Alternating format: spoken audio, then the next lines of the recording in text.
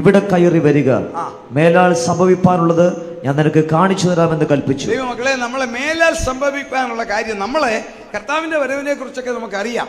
എന്നാൽ നമ്മൾ എന്താണ് ഈ മേലാൽ സംഭവിക്കാൻ തിരുവചനം എന്തു പറയുന്നു? ഞാൻ പറഞ്ഞത്, സയൻസിനറിയാം ഈ കാലത്തോടെ ഈ ലോകം തീരുമെന്ന്. ബാക്കി എന്താന്ന് അവർക്കറിയാൻ മേല.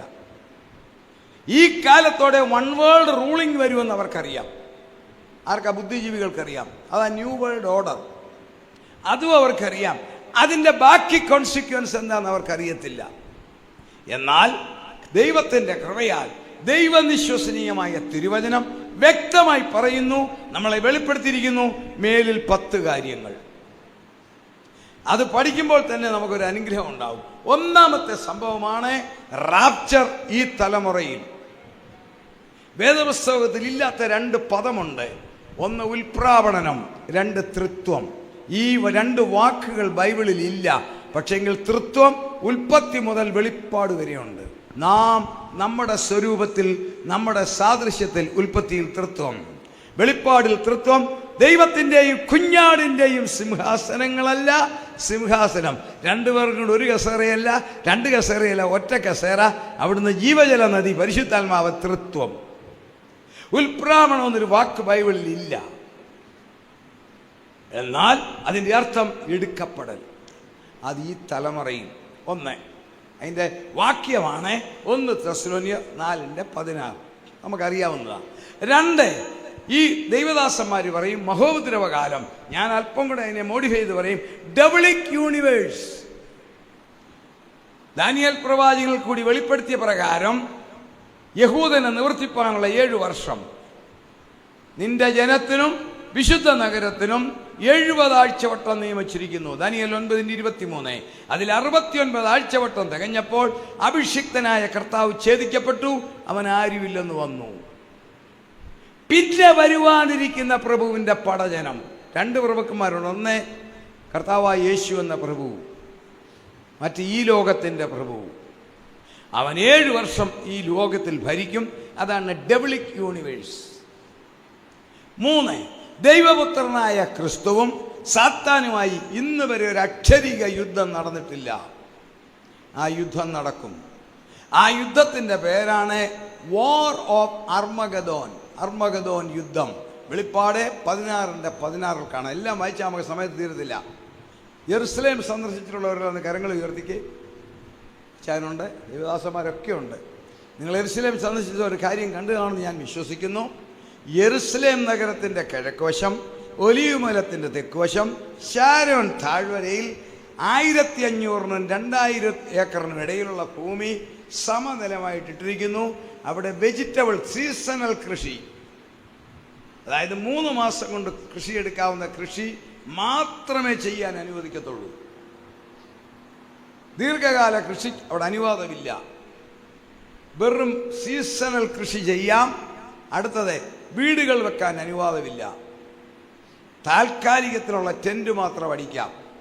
നിങ്ങളെ കൊണ്ടുപോകുന്ന ആ ഗൈഡിനോട് ചോദിക്കണം, ഇത്രയും യെരുസലേമിൻ്റെ സമീപത്ത് കണ്ണായ 1500 ഏക്കർ സ്ഥലം, ഈ പ്ലെയിൻ ലാൻഡ് എന്താണ് ഇങ്ങനെ ഇട്ടിരിക്കുന്നത് ചോദിച്ചാൽ അവർ പറയും, ഞങ്ങളുടെ റബിമാർക്ക് വെളിപ്പെട്ടു, ഞങ്ങളുടെ മശിക ഇറങ്ങി ഇവിടെ ഞങ്ങൾക്ക് വേണ്ടി യുദ്ധം ചെയ്ത് ഞങ്ങൾക്ക് രാജ്യം തരും. നമ്മൾ പഠിച്ചാൽ പഴയ നിയമത്തിൽ വിജാതീയ രാജാക്കന്മാരും സൈന്യങ്ങളും യഹൂദന്മാരെ ആക്രമിക്കാൻ വന്നപ്പോൾ ദൈവം ആലിപ്പഴം വേയിച്ചും കടന്തലയച്ചും ഇടിയയച്ചും നശിപ്പിച്ച ആ സ്ഥലമാണ് അർമഗദോൻ. ആ സ്ഥലം ഇസ്രായേൽ ഒരുക്കിയിരിക്കുന്നെങ്കിൽ ആ യുദ്ധത്തിൽ കർത്താവായ യേശു സാത്താന്യ തൃത്വങ്ങൾ 3. ഇടയ്ക്ക് ഞാൻ എല്ലാ കാര്യങ്ങളും അവിടുന്ന് ഇവിടുന്ന് എല്ലാം നടത്തിപ്പനുസരിച്ച് അങ്ങ് പറയുക. കാരണം ഒരു ദിവസത്തെ 10 ദിവസത്തെ ക്ലാസ് ആ 2 ദിവസം കൊണ്ട്. അപ്പോൾ ഓർത്തോണം എന്തുമാത്രം ഞാൻ ഷോർട്ട് ഔട്ട് ചെയ്യണമെന്ന്. അതിനിടയിൽ സഭയോടുള്ള ശക്തമായ ഒരു ആലോചനയും പറഞ്ഞിട്ട് പോകാനൊക്കത്തുള്ളൂ. അതുകൊണ്ട് ഞാൻ ഒത്തിരി അവിടുന്ന് ഇവിടുന്നൊക്കെ കയറി പറയും. ദയവായി നിങ്ങൾ ക്ഷമിക്കുക, സഹകരിക്കുക. പിതാവ് ഈ ഭൂമി സാത്താൻ്റെ കൈ കിട്ടുമ്പോൾ അവന് ദൈവമാകണം, അത് നമുക്കറിയാം ഇല്ലേ? ദൈവത്തിൻ്റെ ഒറിജിനൽ എന്താണെന്ന് അവനറിയാം. സ്വർഗത്തിലായിരുന്നല്ലോ. പിതാവ്, പറ, പുത്രൻ, പരിശുദ്ധാത്മാവ്. അതിനെ അനുകരിച്ചുകൊണ്ടാണ് അവൻ ഡബിളിക് ട്രിനിറ്റി ഇവിടെ. അതാണ് നിങ്ങൾക്കറിയാം, സാത്താൻ, മൃഗം, കള്ളപ്രവാചകൻ. റെഫറൻസ് സാത്താൻ വെളിപ്പാട് 20, മൃഗം നമ്പർ 1 വെളിപ്പാട് 13:1, മൃഗൻ നമ്പർ 2 വെളിപ്പാട് 13:12. സാത്താൻ മൃഗൻ നമ്പർ 1 എന്ന് പറയുന്നതാണ് നമ്മൾ പറയുന്ന എതിർ ക്രിസ്തു. പഴയ കാലത്ത് പറയും അന്തിക്രിസ്തു. ഈ അന്തിക്രിസ്തു എന്ന് പറയാനുള്ള കാര്യം എന്നാ ഞാൻ റിസർച്ച് ചെയ്തപ്പോൾ മനസ്സിലായി. പഴയ കാലത്ത് നമ്മുടെ ഈ എതിർ ക്രിസ്തുവിനെ കുറിച്ചൊക്കെ ശക്തമായിട്ട് ഇവിടെ പ്രസംഗിച്ചത് ആരാന്നറിയാവോ? സായിപ്പന്മാരാ. അവരിവിടെ വന്ന് ആന്റി ക്രൈസ്റ്റ് എന്ന് പറയുമ്പോൾ അന്ന് പരിഭാഷപ്പെടുത്തുന്ന ദേവദാസന്മാർക്ക് അതിൻ്റെ ആ മലയാളം അങ്ങോട്ട് പറയാൻ അറിയാൻ മേല. അതിനെ അവരൊരു അടിയടിച്ചതാ അന്തിക്രിസ്തു. അങ്ങനെ അന്നത്തെ പരിപാടി അതേ നടക്കത്തുള്ളൂ. എന്തുവാ അന്തിക്രിസ്തു? അങ്ങനെ ഒരു ക്രിസ്തു ഇല്ല. ആന്റി ക്രൈസ്റ്റ് ക്രിസ്തുവിനെതിരാ. അത് സമയം കിട്ടിയാൽ ഞാൻ ആന്റി ക്രൈസ്റ്റ് ആരാന്ന് പറയാം. സയന്റിഫിക്കൽ പ്രൊഡക്റ്റാ. 10 വ്യത്യാസമുണ്ട് ക്രിസ്തുവായി. ഒയ്യേ, സാത്താൻ, എതിർ ക്രിസ്തു, കള്ളപ്രവാചകൻ. ഇവർക്ക് 3 പേർക്കും 3 ഓഫീസ്. സഭയെടുക്കപ്പെട്ട് കഴിഞ്ഞാൽ സഭയെടുക്കുന്നതിന് വരെ അനങ്ങാനൊക്കത്തില്ല. അത് ഞാൻ തിയറി ഇന്നോ നാളെയോ പറഞ്ഞിട്ടേ പോകത്തുള്ളൂ. എന്തുകൊണ്ട് മഹോപദ്രവത്തിന് മുൻപ് സഭയെടുക്കപ്പെടും? കാരണമുണ്ട്. മുന്നോട്ട് മഹോപദ്രവത്തിന് മുമ്പ് എന്തുകൊണ്ട് സഭയെടുക്കപ്പെടും? സഭ എന്ന് പറയുന്നത് എന്തുവാ? നമ്മുടെ ഈ കൂടിവരവിനെ ഡിനോമിനേഷനല്ല, ഇതിൻ്റെ ആത്മീയ അർത്ഥം എന്താ? മത്തായി 16:18 ഇന്ന് വേഗം വായിച്ച്. എന്തുകൊണ്ട് സഭ എടുക്കപ്പെടും മഹോപദ്രവത്തിന് മുമ്പേ? ധൈര്യത്തോടെ ഇരുന്നോണം. എന്നാന്നറിയാം, ഞാൻ പറയട്ടെ, ദുഃഖകരമായ സത്യം പറയാം. നമ്മുടെ ഇടയിൽ ഒരു പഠിപ്പിക്കൽ കയറി വരുന്നുണ്ട്, സഭ മഹോപദ്രവത്തിൻ്റെ മധ്യത്തിലെടുക്കപ്പെടുമെന്ന്. അത് അവർക്ക് ന്യായങ്ങൾ കണ്ടേക്കാം, ഞാൻ അവരെ വിമർശിക്കുന്നില്ല. സഭ മഹോപദ്രവം കഴിഞ്ഞേ എടുക്കപ്പെടത്തുള്ളൂ എന്ന് പറയുന്നവരുണ്ട്. അതിന് പറയുന്നത് mid tribulational theory, post tribulational theory. അവരത് അവരുടെ ന്യായങ്ങൾ പറയുന്ന. എന്നാൽ സഭ മഹോപദ്രവത്തിന് മുമ്പ് എടുക്കപ്പെടുമോ എന്നുള്ളതിന് ഞാൻ ചില തെളിവുകൾ തരാം. അപ്പോൾ നിങ്ങൾക്ക് മനസ്സിലാകും സഭ മഹോപദ്രവത്തിന് മുമ്പ് എടുക്കപ്പെടുമെന്ന്. എന്താണ് സഭ? മത്തായി 16:18 നീ പത്രോസാകുന്നു, ഈ പാറമേൽ ഞാൻ എൻ്റെ സഭയെ പണിയും. ഞാൻ എൻ്റെ എന്ന് കർത്താവ് അധികം കാര്യങ്ങൾ പറഞ്ഞിട്ടില്ല. എൻ്റെ പിതാവ്, എൻ്റെ സ്നേഹിതർ, എൻ്റെ സഹോദരങ്ങൾ, എൻ്റെ സഭ. എന്താണെന്നറിയാവോ? സഭയെന്ന് പറയുന്നത് കർത്താവിൻ്റെ സ്വകാര്യ സ്വത്ത, private property of Jesus Christ. ഈ മതിൽക്കെട്ടിന് പുറത്തുള്ള പഞ്ചായത്ത് റോഡാ. ഏത് വാഹനവും കൊണ്ടുപോകാം. പക്ഷേ ഗേറ്റിനകത്തോട്ടെ അങ്ങനെ കൊണ്ടുവരാനൊക്കത്തില്ല. ഇവിടുത്തെ ദൈവദാസന്മാരുടെ കൺസെന്റ് ഇല്ലാതെ വണ്ടി കയറ്റാനൊക്കത്തില്ല. കാരണം ഇത് നമ്മുടെ സ്വകാര്യ സ്വത്താ. സഭ, വചനപ്രകാരമുള്ള സഭ കർത്താവിൻ്റെ സ്വകാര്യ സ്വത്താണെങ്കിൽ ദൈവത്തിൻ്റെ ശത്രുവായ സാത്താൻ അതിനെ ചവിട്ടി മതിക്കാൻ കിട്ടത്തില്ല. എങ്ങനെ ഈ സ്വത്ത് കിട്ടി? അപ്പോസ്തലരുടെ പ്രവൃത്തി 20:28. ഈ സ്വത്ത് എങ്ങനെ കർത്താവിന് കിട്ടി? വായിച്ചാട്ടെ. അപ്പോസ്തലരുടെ പ്രവൃത്തി 20:28. നിങ്ങളെ തന്നെയും തൻ സ്വന്തം രക്തത്താൽ സമ്പാദിച്ചിരിക്കുന്ന ദൈവത്തിന്റെ സഭയെ, ദൈവസഭ എന്ന് പറയുന്ന ഇന്ത്യ പെന്തക്കോസ്തൽ ദൈവസഭ. ദൈവസഭ ക്രിസ്തുവിന്റെ രക്തം കൊണ്ട് കർത്താവ് സമ്പാദിച്ചതാ. നമ്മളുടെ കയ്യിൽ 2 വക വസ്തുക്കളുണ്ട്. നാം ധരിച്ചിരിക്കുന്ന ഷർട്ടോ ചെരുപ്പോ നമ്മൾ വില കൊടുത്ത് മേടിച്ചതാ, നമ്മുടെ ജോലി ചെയ്ത്. അതേസമയത്ത് ആരെങ്കിലും നമുക്ക് ഗിഫ്റ്റ് തന്ന സാധനം കാണും. ഇത് തമ്മിൽ വ്യത്യാസമുണ്ട്. വില കൊടുത്ത് മേടിച്ചതാ ഷർട്ടും സാരിയുമെങ്കിൽ അതെന്റെ സമ്പാദ്യമാ. വേറൊരാൾ ഗിഫ്റ്റ് തന്നാണ്, അതൊരു ഗിഫ്റ്റാ, ഇല്ലേ? വെളിയിൽ നിന്നപ്പോൾ ഒരു വാച്ച് തന്നെങ്കിൽ അതെന്റെ സമ്പാദ്യമല്ല, അതെന്റെ ഗിഫ്റ്റാ. ഈ വാച്ച് ഒരു ഹൈന്ദവ സഹോദരൻ എനിക്ക് മസ്കറ്റിൽ നിന്ന് തന്നതാ, ഒരു നായർ സഹോദരൻ, രക്ഷിക്കപ്പെട്ടവൻ. അതുകൊണ്ടാണ് എനിക്ക് എത്ര വാച്ച് ഉണ്ടെങ്കിൽ ഇതാ ഞാൻ കൊണ്ടു നടക്കുന്ന ആ സഹോദരനുള്ള പ്രതിപതിയാ. ഇതെന്റെ സമ്പാദ്യമല്ല, ഇതെനിക്ക് മസ്കറ്റിൽ വെച്ച് തന്ന ഒരു ഗിഫ്റ്റാ. അതേസമയം ഞാൻ ധരിച്ചിരിക്കുന്ന ഈ ഷർട്ട് ഞാൻ പൈസ കൊടുത്ത് മേടിച്ചതാ. അപ്പൊ സഭയെന്ന് പറയുന്നത് ആരുടെയും ഗിഫ്റ്റല്ല, എൻ്റെ കർത്താവ് രക്തം കൊണ്ട് സമ്പാദിച്ചതാ. അത് സാത്താൻ തൊടാനൊക്കത്തില്ല. 3 എന്താണ്? 3 സഭ എന്താ? കൊലോസ്യർ 1:18 വായിക്കാം. ആ സഭ, ദൈവമക്കളെ, നമ്മൾ ഈ കൂടി വരുന്ന ഇടത്തിന്റെ ആ പാവനത, അതിന്റെ ആ മനോഹരത ഒന്ന് മനസ്സിലാക്കണം. കൊലോസ്യർ 1:18. അവൻ സഭ എന്ന ശരീരത്തിന്റെ തലയും ആകുന്നു. സഭ ക്രിസ്തുവിന്റെ ശരീരം. We are the body of Christ. ക്രിസ്തു ശിരസ്. എൻ്റെ കാലിൻ്റെ നഖത്തേൽ അല്പം നീളം വന്നാൽ എൻ്റെ തലച്ചോറ് അറിയും, ഇല്ലേ? അങ്ങനെയാണെങ്കിൽ ശിരസ് ക്രിസ്തു, സഭ ശരീരം. തൊടാനൊക്കത്തില്ല. നാലാമത്തെ എനിക്ക് രസകരമായ ഒരു കാര്യമാണ്. ആ നാലാമത്തേൻ്റെ ആ മഹത്വം നമ്മളെ എത്ര ബഹുമാനത്തോടും എത്ര ഭയത്തോടും ആരാധനാലയത്തിൽ കയറണമെന്നറിയാവൂ. ഞാനെല്ലാം ഏത് രാജ്യത്തിൽ പോയാലും ഞാൻ ചെരുപ്പിടത്തില്ല പ്രസംഗിക്കാൻ. അമേരിക്കയിലൊക്കെ ചെല്ലുമ്പോൾ അവർക്കൊരു പുതുമയാണ്. കർത്താവിൻ്റെ ദാസനൊക്കെ അറിയാം, അവിടെ തണുപ്പൊക്കെ ആയതുകൊണ്ട് എല്ലാവരും ഷൂസ് ഇട്ടേ പ്രസംഗിക്കത്തുള്ളൂ. ഞാനിടത്തില്ല, ഒരിടത്തും ഇടത്തില്ല. കാരണം നമ്മളെ എന്താണ് ഈ സഭ, നമ്മൾ എന്തോ ചിന്തിക്കുന്ന എന്ത് ചെറിയ കേസല്ലേ. ഒന്ന് വായിക്കാം, എഫേസ്യർ 2:20. എഫേസ്യർ 2:20. ക്രിസ്തുയേശു തന്നെ മൂലക്കല്ലായിരിക്കെ നിങ്ങളെ അപ്പോസ്തലന്മാരും പ്രവാചകന്മാരും എന്ന അടിസ്ഥാനത്തിൽ മേൽ പണിതിരിക്കുന്നു. അടുത്തത്, അവനിൽ കെട്ടിടം മുഴുവനും യുക്തമായി ചേർന്ന് കർത്താവിൽ വിശുദ്ധ മന്ദിരമായി വളരുന്നു. അടുത്തത്, അവനിൽ നിങ്ങളെയും ദൈവത്തിന്റെ നിവാസമാകേണ്ടതിന് ആത്മാവിനാൽ ഒന്നിച്ചു പണിതു വരുന്നു. സഭ ഗൗരവത്തിൽ കേൾക്കണം. അതാണ് ഈ സഭയെ മാന്തുന്നവന്റെ തലമുറകൾ വരെ നശിക്കുന്നതിന്റെ കാരണം. നിങ്ങൾ കണ്ടിട്ടുണ്ടോ? സഭയെ തൊടുന്നവന്റെ തലമുറകളിലേക്ക് നോക്കിക്കോണം, തീർന്നു. നമുക്കൊരു ബുദ്ധിയും കൂടെ ഞാൻ ഉദ്ദേശിക്കുക, പ്രായം കൊണ്ട് എനിക്ക് പറയാമല്ലോ. കൊണ്ടാ സഭയെ തൊടുന്നവന്റെ തലമുറകൾ വരെ നശിക്കുന്നു.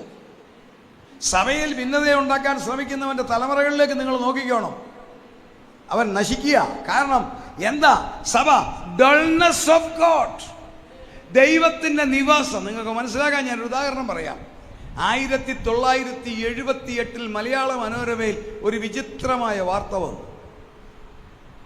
നമ്മുടെ കേരളത്തിലൊരു വൈദ്യശാലയുണ്ട്, കോട്ടക്കൽ, മലബാറില ഗ്രാമത്തിലാണ്. ഒരു ഗ്രാമത്തിലാണ്. ഒരു ദിവസം രാവിലെ നോക്കിയപ്പോൾ ഗ്രാമവാസികൾ നോക്കിയപ്പോൾ ഈ കോട്ടക്കൽ ആര്യ വൈദ്യശാല മുഴുവൻ പോലീസും പട്ടാളവും വളഞ്ഞിരിക്കുക. നാട്ടുകാർ ഓടിക്കൂടി, പലരും പല അഭിപ്രായം പറയും. നമ്മുടെ മലയാളികളല്ലേ, ഞാൻ പറയണ്ടല്ലോ എന്തെല്ലാം പറഞ്ഞു കാണുമെന്ന്. ജനങ്ങളിങ്ങനെ നോക്കുക. ഗേറ്റിങ്കിൽ തോക്കുമായിട്ട് 2 പട്ടാളക്കാർ, പോലീസുകാരുമുണ്ട്. കുറച്ച് കഴിഞ്ഞപ്പോൾ അവർക്കൊരു അതിശയി, ഗ്രാമം 2 മിലിറ്ററി ഓഫീസേഴ്സ് 20-25 അടി നീളമുള്ള ഒരു പോസ്റ്റ് തോളിലെടുത്തുകൊണ്ട് വന്ന് ഈ വൈദ്യശാലയുടെ വാതുക്കൽ അവർ തന്നെ, അവരുടെ ഇംപ്ലിമെൻറ്റ്സ് എല്ലാം ഉണ്ട്, മിനിറ്റ് കൊണ്ട് അവർ നാട്ടി. കുറച്ച് കഴിഞ്ഞപ്പം ഒരു പട്ടാള ഓഫീസർ ഇങ്ങോട്ട് വന്നു. ഇന്ത്യൻ ദേശീയ പതാക പതുക്കെ ഉയർത്തുക. ഉടനെ നമ്മുടെ പോലീസും പട്ടാളവും ബാൻഡിൽ കൂടി നമ്മുടെ ദേശീയ ഗാനം ആലപിച്ചു. കൊടി പൊങ്ങി. കഷായത്തിൻ്റെയും കുഴമ്പിൻ്റെയും മക്കുമണം ഉള്ളിടത്തുനിന്ന് മനോഹരമായ ദേശീയ ഗാനവും കൊടിയും പൊങ്ങിയപ്പോൾ നാട്ടുകാർ ചെന്നു ഗേറ്റിങ്ങിൽ ചെന്ന് തള്ളിക്കൊണ്ട് പറഞ്ഞു, ഞങ്ങൾക്ക് അറിയണം എന്നാ സംഭവം, നിങ്ങളൊന്ന് പറ. ഉടനെ അവിടുത്തെ പട്ടാള ഓഫീസർ പറഞ്ഞു, ഇവിടെ വേറെ കുഴപ്പമൊന്നുമില്ല, നിങ്ങൾ ശാന്തരായിട്ട് പൊക്കോ. ഇവിടെ സംഭവം നമ്മുടെ പ്രസിഡന്റ് ഗിരി ഒരാഴ്ചത്തെ ട്രീറ്റ്മെൻറ്റിന് ഇവിടെ വന്നിട്ടുണ്ട്. അപ്പോൾ ഇന്ത്യയുടെ നിയമം അനുസരിച്ച് ഇന്ത്യയുടെ പ്രസിഡന്റുള്ള സ്ഥലം ഇന്ത്യൻ തലസ്ഥാനമാണ്. ഇന്ത്യൻ തലസ്ഥാനത്ത് എന്നും രാവിലെ ദേശീയ പതാക ഉയർത്തണം, ജനഗണമന പാടുകയും ചെയ്യണം. അപ്പോൾ ഒരു മാനുഷിക പ്രസിഡന്റ് വന്നപ്പം ആ മക്കുമണം കഷായത്തിനുള്ള ആ വൈദ്യശാലയിൽ ആ പരിപാടിയാണെങ്കിൽ അഖിലാണ്ടത്തെ ഒറ്റ വാക്കിൽ സൃഷ്ടിച്ചവന്റെ നിവാസമാ സഭ. സഭയെന്ന് പറഞ്ഞൊരു വ്യക്തിയല്ല. ഒരു കാര്യം കൂടെ ഓർത്തോണം, വ്യക്തിയെ ചേർക്കാനല്ല കർത്താവ് വരുന്നത്, സഭയെ ചേർക്കാനാ. അതുകൊണ്ടാണ് രക്ഷിക്കപ്പെട്ടവർ ദിനംപ്രതി വീട്ടിലിരിക്കാനല്ല, രക്ഷിക്കപ്പെട്ടവർ ദിനംപ്രതി സഭയോട് ചേർന്നുകൊണ്ടിരുന്നു. അപ്പോൾ ഡൾനെസ് ഓഫ് ക്രൈസ്റ്റ്, സഭ ക്രിസ്തു ദൈവത്തിന്റെ നിവാസം, നമുക്ക് സുപരിചിതമായ വാക്ക, സഭ ക്രിസ്തുവിന്റെ കാന്ത. ഞാൻ നിങ്ങളെ ക്രിസ്തു എന്ന ഏകപുരുഷനെ, അതിൻ്റെ ആ ഗൗരവം നിങ്ങൾ മനസ്സിലാക്കുക. ഇന്നത്തെ രീതി, പഴയകാലം ഇന്നത്തെ നോക്കിക്കേ, പെങ്കൊച്ച് സാറാമ കുവറ്റിൽ നിന്ന് വന്നു അല്ലേ, ചെറുക്കൻ ന്യൂസിലൻഡിൽ നിന്ന് വന്നു, നെടുമ്പറ വെച്ച് കല്യാണം, ജോൺ സാറോ അല്ലെങ്കിൽ മാത്യു മമ്പാഷറോ എൻഗേജ്മെന്റ് നടത്തി പരസ്യമായിട്ട് അല്ലേ. നിങ്ങളെല്ലാം നല്ല സൂപ്പർ ബിരിയാണി അടിച്ചിട്ടുണ്ട്. കല്യാണം അടുത്ത മാസം, ഇന്നലെയായിരുന്നു എൻഗേജ്മെന്റ്. നിങ്ങൾ സൂപ്പർ ബിരിയാണി അടിച്ച് നല്ല ഡെസേർട്ട് 2 കോഴ്സ് അടിച്ച് വെച്ച് നിങ്ങളും പോയി. ഇവരുടെ കല്യാണം ഉറപ്പിച്ച കൊച്ചനും അവൻ തിരിച്ച് ന്യൂസിലൻഡിലും പോയി, പെങ്കച്ച് അവിടെ പോയി, കുവൈറ്റിലും പോയി. 1 മാസം കഴിഞ്ഞാൽ കല്യാണം അല്ലേ. പിന്നെ അവിടെ പോയി ഇന്നത്തെ രീതി രാവിലെ വൈകിട്ടും തമ്മിൽ മാന്തിക്കൊണ്ട് കണ്ടുകൊണ്ടിരിക്കും. ശരിയാണോ? ഇന്നത്തെ സിസ്റ്റം അങ്ങനെയല്ലേ അല്ലേ? ജോലിയിലും മാന്തും, ബെഡ്റൂമിൽ മാന്തും, അവിടെയും മാന്തും, ഇവിടെയും മാന്തും. ഇങ്ങനെ മാന്തുമ്പം ഈ ന്യൂസിലാൻഡിലിരിക്കുന്ന ചെറുക്കൻ കുവൈറ്റിലിരിക്കുന്ന പെണ്ണിനോട് പറയുമോ, നമ്മുടെ കല്യാണം നടക്കാൻ ഇനി ഒരു 1.5 മാസം ഉണ്ടല്ലോ, ഞാൻ ഇവിടെ, നീ കുവൈറ്റിലോ, ഒരു കാര്യം ചെയ്യും, ആ 1.5 മാസത്തേക്ക് നീ വേറെ ഒരുത്തിൻ്റെ കൂടെ പോകുന്നതിന് എനിക്കൊരു വിരോധമില്ലെന്ന് പറയുമോ? അവൻ്റെ രക്തം തിളയ്ക്കുമോ? അങ്ങനെയാണെങ്കിൽ വിലയേറിയ നിസ്തുല്യ രക്തം കൊടുത്ത് നമ്മളെ വിലയ്ക്ക് മേടിച്ച, കാന്തയാക്കിയ നമ്മളെ സാത്താന്റെ മണവാട്ടിയാക്കുവാൻ എൻ്റെ കർത്താവ് അനുവദിക്കത്തില്ല. അവൻ്റെ രക്തം കൊണ്ട് വിലക്കെടുത്ത നമ്മളെ സ്വർഗത്തിൽ ചേർത്ത ശേഷം മാത്രമേ എതിർ ക്രിസ്തു ഈ ലോകം ഭരിക്കത്തുള്ളൂ. ഒരു കാര്യം കൂടെ ഞാൻ പറയാം. നിങ്ങൾ വെളിപ്പാട് പുസ്തകം സഭയെക്കുറിച്ച് പഠിപ്പിക്കുമ്പോൾ 3-ാം അധ്യായത്തിൽ സഭയോടുള്ള ദൂത് പറഞ്ഞ് എനിക്ക് പ്രിയമുള്ളവരെ ഞാൻ ശിക്ഷിക്കുകയും ശാസിക്കുകയും ചെയ്യുന്നു എന്ന് പറഞ്ഞ് അവസാനിപ്പിക്കുന്നു. പിന്നെ വെളിപ്പാട് പുസ്തകം 18 അധ്യായങ്ങളിലും സഭയെക്കുറിച്ച് ഒരു പരാമർശവുമില്ല. പിന്നെ സഭയെ കാണുന്നത് അർമഗദോൻ യുദ്ധവും കഴിഞ്ഞ് വെളിപ്പാട് 19:7 കുഞ്ഞാടിന്റെ കല്യാണം വന്നു, അവൻ്റെ കാന്തയും തന്നെത്താൻ ഒരുങ്ങിയിരിക്കുന്നു. ദൈവമക്കളെ, അതുകൊണ്ട് ധൈര്യത്തോടെ ഞാൻ പറയുന്നു, സഭ മഹോപദ്രവത്തിന് മുൻപ് എടുക്കപ്പെടും. മഹോപദ്രവത്തിന്റെ നടുവിലെടുക്കപ്പെടും എന്നൊക്കെ പഠിപ്പിക്കുന്നവർക്ക് അവരുടേതായ ന്യായങ്ങൾ കണ്ടേക്കാം. അതിനെ ഞാൻ വിമർശിക്കുന്നില്ല. പക്ഷെങ്കിൽ വസ്തുനിഷ്ഠമായി നിഷ്പക്ഷമായി പഠിച്ചാൽ സഭ എടുക്കപ്പെടും. അടുത്ത കാര്യം, സാത്താന് ശക്തിയുണ്ട്, ഡെവിളിക് പവറാണ്. അവൻ എന്തുകൊണ്ട് ഈ ഭൂമിയിൽ ഇപ്പോൾ വെളിപ്പെടുന്നില്ല? അവനേക്കാൾ ശക്തിയുള്ളവൻ ഈ ഭൂമിയിലുണ്ട്. അധർമ്മത്തിന്റെ മർമ്മം വ്യാപരിക്കുന്നുണ്ട്. 2 തെസ്സലോനിയർ 2:7 തടസ്സപ്പെടുത്തുന്നവൻ വഴിയിൽ നിന്നും മാറിപ്പോകണം. ഏതാ? പരിശുദ്ധാത്മാവിന്റെ ശക്തി. ആ പരിശുദ്ധാത്മാവിന്റെ ശക്തി ദൈവത്തിന്റെ ശക്തിയാ. ആ ശക്തി ഭൂമിയിൽ പെനട്രേഷൻ ചെയ്യുന്നതിനാൽ അവന് കയറാനൊക്കത്തില്ല. ആ ശക്തി ഇന്ന് എവിടെയാണ്? ലോകത്തെ സൃഷ്ടിക്കുന്നതിന് മുൻപേ വെള്ളത്തിന് മീതെ പരിവർത്തിച്ചുകൊണ്ടിരുന്നു. പഴയ നിയമകാലത്തെ തിരഞ്ഞെടുക്കപ്പെട്ട വ്യക്തികളിൽ മാത്രമായിരുന്നു. അന്ത്യകാലത്ത് സകല ജഡത്തിന്മേലും പതിച്ചതിനാൽ ഇതിനകത്തിരിക്കുന്നവരുടെ മേലെല്ലാം പരിശുദ്ധാത്മാവിന്റെ ശക്തിയുണ്ട്. അത് സാത്താൻ അറിയാം. ആ ശക്തിയോട് അവൻ എതിരിടാനൊക്കത്തില്ല. നമുക്ക് പലർക്കും സാത്താനെയാ പേടി, അല്ലേ? യഥാർത്ഥത്തിൽ അവന് നമ്മളെയാ പേടി. പക്ഷെ നമ്മൾ ഈ ചിലർ വെളിയൊക്കെ പറഞ്ഞാൽ അവനെ കാണുമ്പോൾ കേൾക്കുമ്പോൾ ഒരു ചെറിയ പേടി, അല്ലേ? പിശാചിനോട് എതിർത്ത് നിൽപ്പീൻ, എങ്കിൽ അവൻ നിങ്ങളെ വിട്ട് എങ്ങനെ പോകും? അപ്പോൾ ആർക്കാ പേടി? അവനോ നമുക്കോ? നിങ്ങൾ സഹകരിച്ചേ പറ. നമ്മുടെ പിശാചാര അലറുന്ന സിംഹം ആണോ? സിംഹം എന്ന പോലെ. നമ്മുടെ കർത്താവോ? യഹൂദാ ഗോത്രത്തിലെ വ്യത്യാസം കണ്ടോ? അവൻ ഫേക്കാ. ഞാൻ നല്ലൊരു അനുഭവത്തിൻ്റെ ഉദാഹരണം പറയാം. ഏതാണ്ട് ഒരു 30 വർഷം മുമ്പ്, 25 വർഷം മുമ്പാണ്, കോട്ടയം പട്ടണത്തിൽ KK റോഡിൽ ഒരു ജ്വല്ലറി ഉണ്ട്. ജോസ്കോ ജ്വല്ലറി എന്ന് പറയും, തൃശ്ശൂർക്കാരുടെ. അതിൻ്റെ വാതുക്കലൊരു സെക്യൂരിറ്റിയെ നിർത്തുമായിരുന്നു. അന്ന് മൊബൈലുള്ള കാലമല്ല, അതുകൊണ്ട് സെക്യൂരിറ്റിയാണ്. പ്രധാനപ്പെട്ട കടകളിലെല്ലാം സെക്യൂരിറ്റിയെ നിർത്തുമായിരുന്നു. എൻ്റെ ജീവിതത്തിൽ ഞാൻ സഞ്ചരിച്ചിടത്തെങ്ങും ഇത്രയും സൗന്ദര്യമുള്ളൊരുത്തനെ ഞാൻ കണ്ടിട്ടില്ല. ഞാൻ അതിലേ പോകുമ്പോൾ ഞാനൊരു എഴുത്തുകാരനും നോവലിസ്റ്റും ആയതുകൊണ്ട് ഇതെല്ലാം നിരീക്ഷിക്കുന്ന കൂട്ടത്തിൽ ഇവനെ കണ്ടു നിന്നിട്ടുണ്ട്. ഞാൻ അവൻ്റെ ഒരു ആകാരം പറയാം. അവൻ്റെ മുഖത്തെ മീശ എന്ന് പറഞ്ഞാൽ ഈ പടിഞ്ഞാറൻ പ്രദേശത്ത് ഒരു കെട്ടോളിലെടുത്ത് വെച്ചാൽ എങ്ങനെ ഇരിക്കും, അതുപോലാണ് അവൻ്റെ മീശ. തലമുടി എന്ന് പറഞ്ഞാൽ ഒരു 200 കിലോ കറുത്ത കച്ചി എടുത്ത് ഇങ്ങനെ ഇട്ടാൽ എങ്ങനെയാണ് അവൻ്റെ മുടി. നല്ല പശയുള്ള കുപ്പായം, വട്ട കണ്ണ്, കണ്ടാലോ നല്ല പരമസുന്ദരൻ. ആരും പേടിക്കും. അവൻ്റെ കണ്ണ് കണ്ടാൽ മതി, കള്ളൻ ഓടിപ്പോകും. ഇവൻ ഇങ്ങനെ ആ ജോസ്കോ ജ്വല്ലറിൻ്റെ വാതിൽക്ക് നിൽക്കും. അന്നത്തെ അതിൻ്റെ ചീഫ് മാനേജർ ഇന്നും ഉണ്ട്, പക്ഷേ റിട്ടയർഡായി. എൻ്റെ വീടിൻ്റെ വാതിൽക്കലാണ് താമസിക്കുന്ന ഒരു കത്തോലിക്ക സഹോദരനാ. തരകണെന്നാ പേര്. ഞാൻ വിളിക്കുന്നത് മോനെന്നാ, കാരണം എൻ്റെ മോനുമായിട്ട് പഠിച്ചത് അതുകൊണ്ടാണ്. അപ്പം ഞാൻ മോനോട് ചോദിച്ചു, മോനെ, ഇത്രയും സുന്ദരനെ നിങ്ങൾ ഈ സെക്യൂരിറ്റി ആയിട്ട് നിർത്തിയാൽ മോശമായി. ഇവനെ പിടിച്ച് കൗണ്ടറിൽ നിർത്തിയിരുന്നെങ്കിൽ, സെയിൽസ്മാനായിട്ട് നിർത്തിയിരുന്നെങ്കിൽ, ഒന്നിൽ ഇവനെ കണ്ടുകൊണ്ടെങ്കിലും പെമ്പിള്ളേർ വളയെടുത്തന്നെന്ന്. ഉടനെ എന്നോട് മോൻ പറഞ്ഞു, അച്ഛാ എന്നോട് ഇപ്പം ഞാൻ ഇതിനൊക്കെ എന്നാ പറയാനാ, നിങ്ങളാണ് ഈ സ്വർണ്ണം ഉപയോഗിക്കുന്നവരുള്ള. മോൻ ഒഴിഞ്ഞു.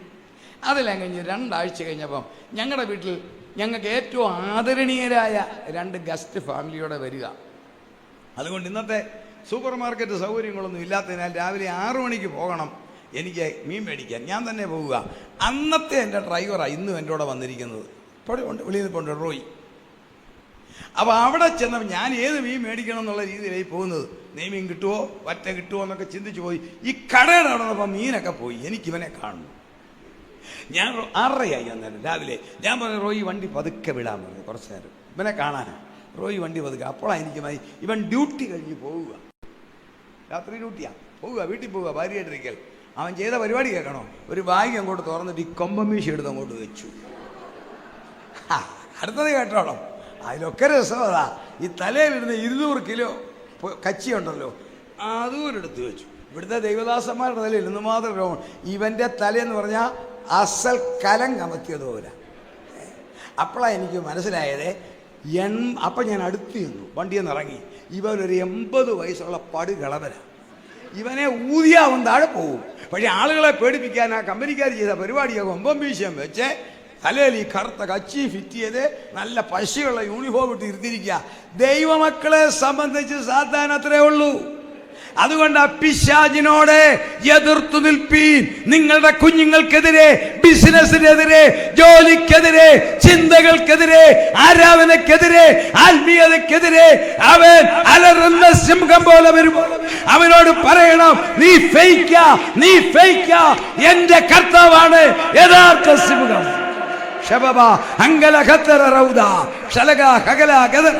നമ്മൾ ധൈര്യത്തോടെ അവനോട് എതിർത്ത് നിൽക്കണം. ധൈര്യത്തോടെ എതിർക്കണം.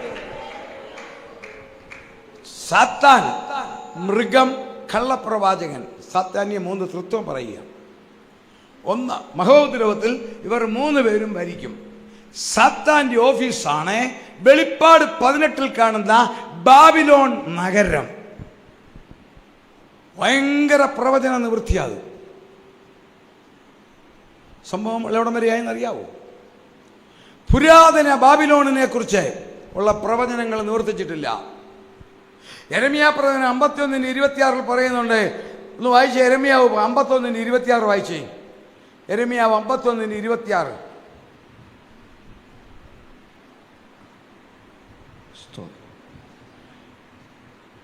നിന്നിൽ നിന്ന് അവർ മൂലക്കല്ലായിട്ടോ അടിസ്ഥാനക്കല്ലായിട്ടോ ഒരു കല്ലും എടുക്കാതെ വണ്ണം നീ നിത്യശൂന്യമായി ഭവിക്കണം. ബാബിലോണിന്റെ അവസ്ഥ, പുരാതന ബാബിലോൺ പട്ടണം നഷ്ടപ്പെട്ടു പോയത് അങ്ങനെയല്ല. കാലാവസ്ഥയുടെ മാറ്റത്താൽ 3 ഭൂകമ്പം ഉണ്ടായി. ആ ഭൂകമ്പം ഉണ്ടായപ്പോൾ ശാപമാണെന്ന് പറഞ്ഞാൽ ഓടിപ്പോയി. ഇറാഖിൽ ഉണ്ടായിരുന്ന പട്ടണമാണ് ബാബിലോൺ. അവിടെയാണ് നെബൂഖദ്നേസർ 2 രഥങ്ങൾ നിർമ്മിച്ച ഓടാവുന്ന കോട്ട നിർമ്മിച്ചിരുന്നത്. എല്ലാവിധ ജഡീക സംതൃപ്തിയുടെ ഒരു രംഗമായിരുന്നു അത്. ബാബിലോൺ ദ കൾച്ചർ എന്ന് പറഞ്ഞ് വായിച്ചാൽ കാണാം. കമ്പ്യൂട്ടറിൽ നിങ്ങൾ നോക്കിക്കോണം. Ancient Babylon culture. അവിടെ സംസ്കാരവും ഉണ്ടായിരുന്നു ഒരു ഭാഗത്തെ. ഇന്നാ നമ്മുടെ വീട്ടിലൊക്കെ പൈപ്പിൽ വെള്ളം വരുന്ന ഇലക്ട്രിക്കിൽ പോകുവറില്ലല്ലേ. വൈദ്യുതി കണ്ടുപിടിച്ചത് വെറും 250 വർഷമേ ആയുള്ളൂ. അന്ന് വീടുകളിൽ പ്രത്യേക വിധത്തിൽ പൈപ്പിൽ വെള്ളം വരുമായിരുന്നു. അപ്പൊ അത്ര ഭയങ്കര സംസ്കാരം ഒരു ഭാഗത്തെ. മറുഭാഗത്ത് മഹാമ്ലേച്ഛത.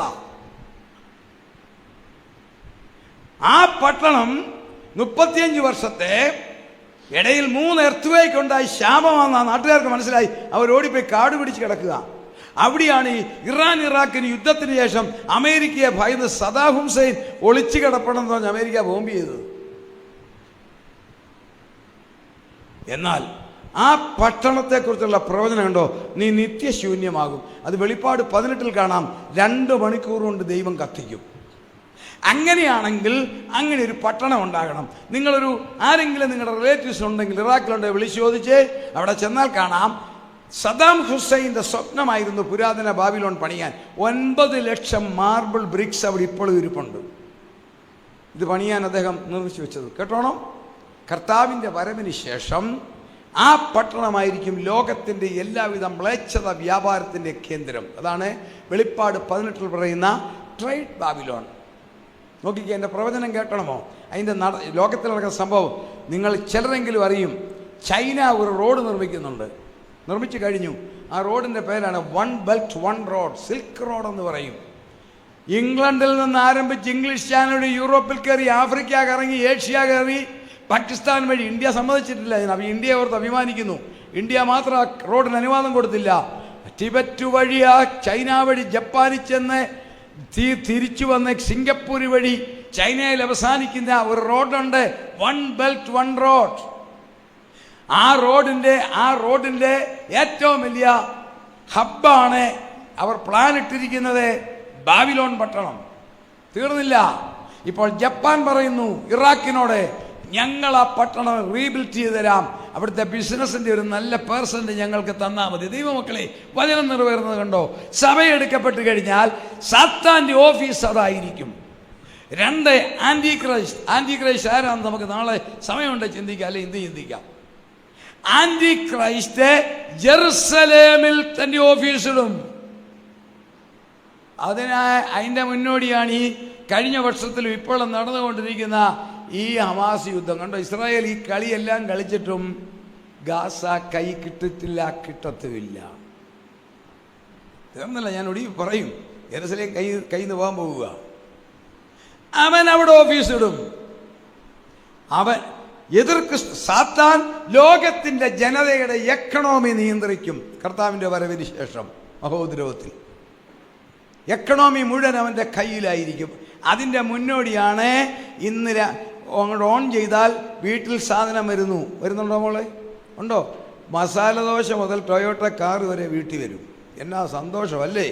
അന്ന് അവൻ തീരുമാനിക്കും, കടയെ വരണ്ട, ഞാൻ പറയുന്നവർക്ക് ഞാൻ പറയുന്ന സാധനം ഞാൻ പറയുന്ന വിലയ്ക്ക് നിന്റെ വീട്ടിലെത്തിക്കും. കണ്ടീഷനുണ്ട്, നീ എൻ്റേതാണെന്ന് സമ്മതിച്ച് നിന്റെ കയ്യിൽ എൻ്റെ അടയാളം. ആശയം മനസ്സിലായോ? അതിൻ്റെ മുന്നോടിയായി. ഇപ്പോൾ ഓൺലൈനൊക്കെ കാണുന്നത്, നമ്മളൊക്കെ ഓൺലൈനാണ്. അതിന് ഇപ്പോൾ ചെയ്യുന്നതിന് ഒരു തെറ്റുമില്ല, ചെയ്തോ. പക്ഷെങ്കിൽ അത് മറ്റേ പരിപാടിക്കുള്ളതാണ്. സകല ബിസിനസ്സോടെ നിയന്ത്രിക്കുമ്പോൾ എതിർ ക്രിസ്തു, ആന്റി ക്രൈസ്റ്റ് ജെറുസലേമിൽ ഓഫീസിട്ട് യഹൂദനെയും ലോകത്തെ, അവന്റെ ലക്ഷ്യം യഹൂദനാ. കർത്താവ് പറഞ്ഞു, യഹൂദന്മാരോട് പറഞ്ഞു, ഞാൻ എൻ്റെ പിതാവിൻ്റെ നാമത്തിൽ വന്നു, നിങ്ങൾ എന്നെ കൈക്കൊള്ളുന്നില്ല, മറ്റൊരുത്തൻ സ്വന്തം നാമത്തിൽ വന്നാൽ കൈക്കൊള്ളും. യോഹന്നാൻ 5:43 നിവർത്തിക്കും. അവൻ എതിർ ക്രിസ്തു യഹൂദനെ നിയന്ത്രിക്കും. ദുഃഖത്തോടെ പറയാം, കള്ളപ്രവാചകൻ. വെളിപ്പാട് 13:12 7 മലമേൽ പണിതിരിക്കുന്ന ഒരു പട്ടണമുണ്ട്. ആ പട്ടണത്തിൽ താമസിച്ചുകൊണ്ട് കൈവിടപ്പെട്ടു പോകുന്ന ക്രൈസ്തവ സഭയെ നിയന്ത്രിക്കും. ലോകത്തിൽ ഒറ്റ പട്ടണമേ ഉള്ളൂ 7 മലമേൽ. ഏതാ അറിയാമോ? ഇല്ല, ഒരാൾ പറഞ്ഞവിടെ. യെസ്, പറഞ്ഞാട്ടെ. റോം. വെളിപ്പാട് 17 സ്ത്രീ ഇരിക്കുന്നത് 7 മല. ആ പട്ടണത്തിൻ്റെ പേര് ഞാൻ പറയാം, ഒറ്റ പ്രാവശ്യം പറയാം. രണ്ടാമത് പറയുന്നയാളിന് 500 രൂപ %. അറവന്തൽ, കോറിനാൽ, പാലത്തിൽ, ചേളിയൻ, വിമലൻ, എസ്കോലിയൻ, കാപ്പി. 7 ലാറ്റിൻ പേരാ. ഈ രൂപ എൻ്റേത് പോകാതിരിക്കാനാണ് ഞാൻ സ്പീഡിൽ പറഞ്ഞത്, മനസ്സിലായി? അറവന്തൽ, കൊറിനാൽ, പാലത്തിൽ, വിമലൻ, ചേളിയൻ, എസ്കോലിയൻ, കാപ്പി. 7 മലമേലിരിക്കുന്ന പട്ടണത്തിൽ കള്ളപ്രവാചകൻ ഓഫീസിട്ട് കൈവിടപ്പെട്ടു പോകുന്ന ക്രൈസ്തവ സഭയെ നിയന്ത്രിക്കും. അതാണ് ക്രൈസ്തവ സഭകളിൽ ഇന്ന് വിശ്വാസത്യാഗം. നമ്മൾ ശ്രദ്ധിച്ചു നോക്കിക്കോ. ക്യാൻസർ പല വിധത്തിലുണ്ട്. ഇതിനിടയ്ക്ക് ആത്മീയ കാര്യങ്ങൾ നമ്മൾ ചിന്തിക്കണം. ക്യാൻസറിന് പ്രധാനമായിട്ട് 4 വിധത്തിലാണ് ക്യാൻസർ നമ്മൾ അറിയപ്പെടുന്ന cancer. Carcinoma, sarcoma, leukaemia, lymphoma. Medical staff ഉള്ളവരൊന്ന് കൈവക്കിക്ക്. ഞാൻ പറഞ്ഞത് ശരിയാണോ ആൻറ്റി? അല്ല, ആണോ? 4 ക്യാൻസറാ ഞാൻ ഈ പറഞ്ഞത്. കാർസിനോമ, സർക്കോമ, പിന്നെ പറ ലുക്കീമിയ, ലിംഫോമ. സർക്കോമയാണ് നമ്മുടെ ആളുകളിൽ 90% കാണുന്നത്. അതായത് യൂട്രസ് ക്യാൻസർ, തൊണ്ടയ്ക്ക് ക്യാൻസർ, ബ്രസ്റ്റ് ക്യാൻസർ, കഴുത്തിന് ക്യാൻസർ, സാർക്കോമ. രണ്ടാമത്തെ അതിൻ്റെ ചേടുത്തിയ അല്പം കൂടെ കൂടിയതാ സർക്കോമ, ബോൺ ക്യാൻസറാ. മൂന്നാമത്തെ ചേടുത്തിയ അതിനൊക്കെ കട്ടിയ ലുക്കീമിയ, ബ്ലഡ് ക്യാൻസറാ. നാലാമത്തത് കടുകട്ടിയ, അത് വന്നാൽ കൂടിയ 4 ആഴ്ച. അതാണ് ലിംഫോമ. എന്നാ അറിയാവോ? നമ്മുടെ പ്രതിരോധ ശക്തിയെ മുഴുവൻ തീർക്കും.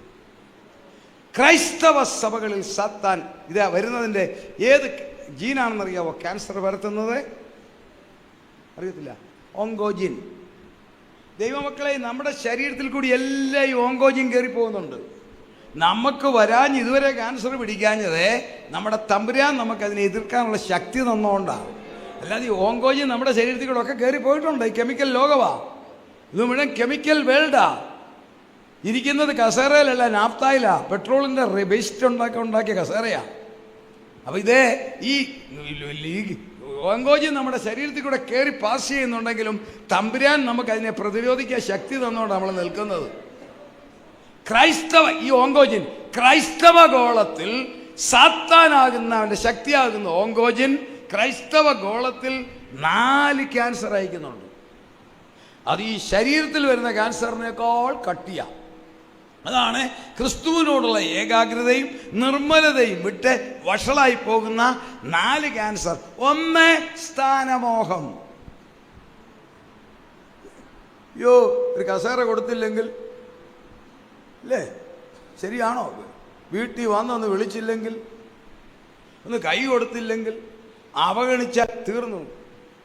2 അധികാരമോഹമല്ല, അധികാരഭ്രാന്ത്. ശരിയാണോ? അധികാരമോഹമല്ല, അധികാരഭ്രാന്ത ചിലർക്ക്.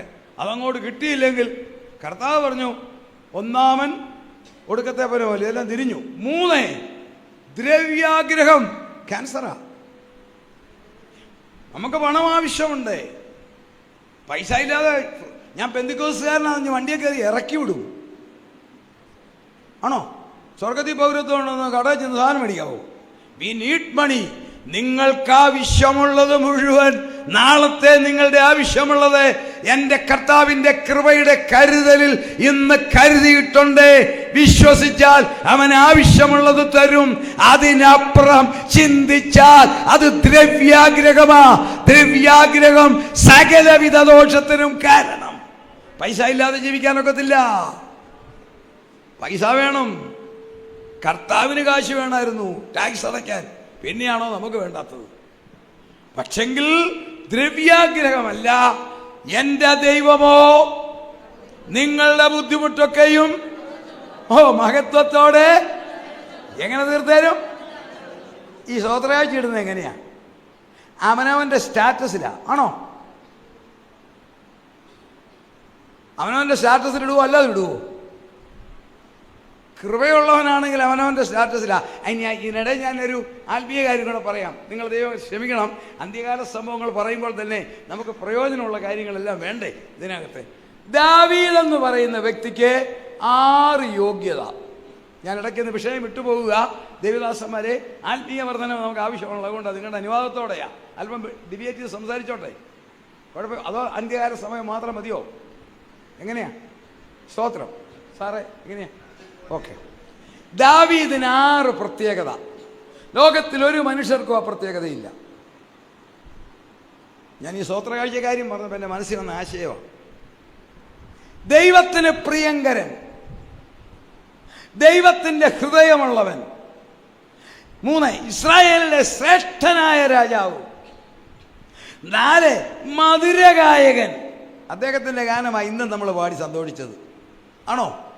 5 ഗോലിയാത്തിനെ നിഗ്രഹിച്ച് ഇസ്രായേലിന്റെ മാനം കാത്തവൻ. 6 അത് ഭയങ്കര. 6 എന്റെയും നിങ്ങളുടെയും രക്ഷയ്ക്ക് യഹോവയായ ദൈവം മനുഷ്യനായി അവതരിക്കാൻ തെരഞ്ഞെടുത്ത ഗോത്രം ദാവീദിന്റെ ഗോത്രം. ഈ അഭിഷിക്തനായ ദാവീദ് ഒരു മെഡിക്കൽ സ്റ്റാഫ് ആന്റി ഫ്രണ്ടിൽ ഇരിപ്പുണ്ട്, അതുകൊണ്ടാണ് ഞാനിത് പറയുന്നത്. അഭിഷിക്തനായ ദാവീദ് ഭയങ്കരമായ 3 പാപം ചെയ്തു. ധാർമ്മിക പാപം, ആത്മീയ പാപം, രാഷ്ട്രീയ പാപം. Spiritual sin, moral sin, political sin. ഈ 6 പ്രത്യേകതയുള്ള അഭിഷിക്തൻ. അപ്പൊ നമ്മുടെ കാര്യമോ?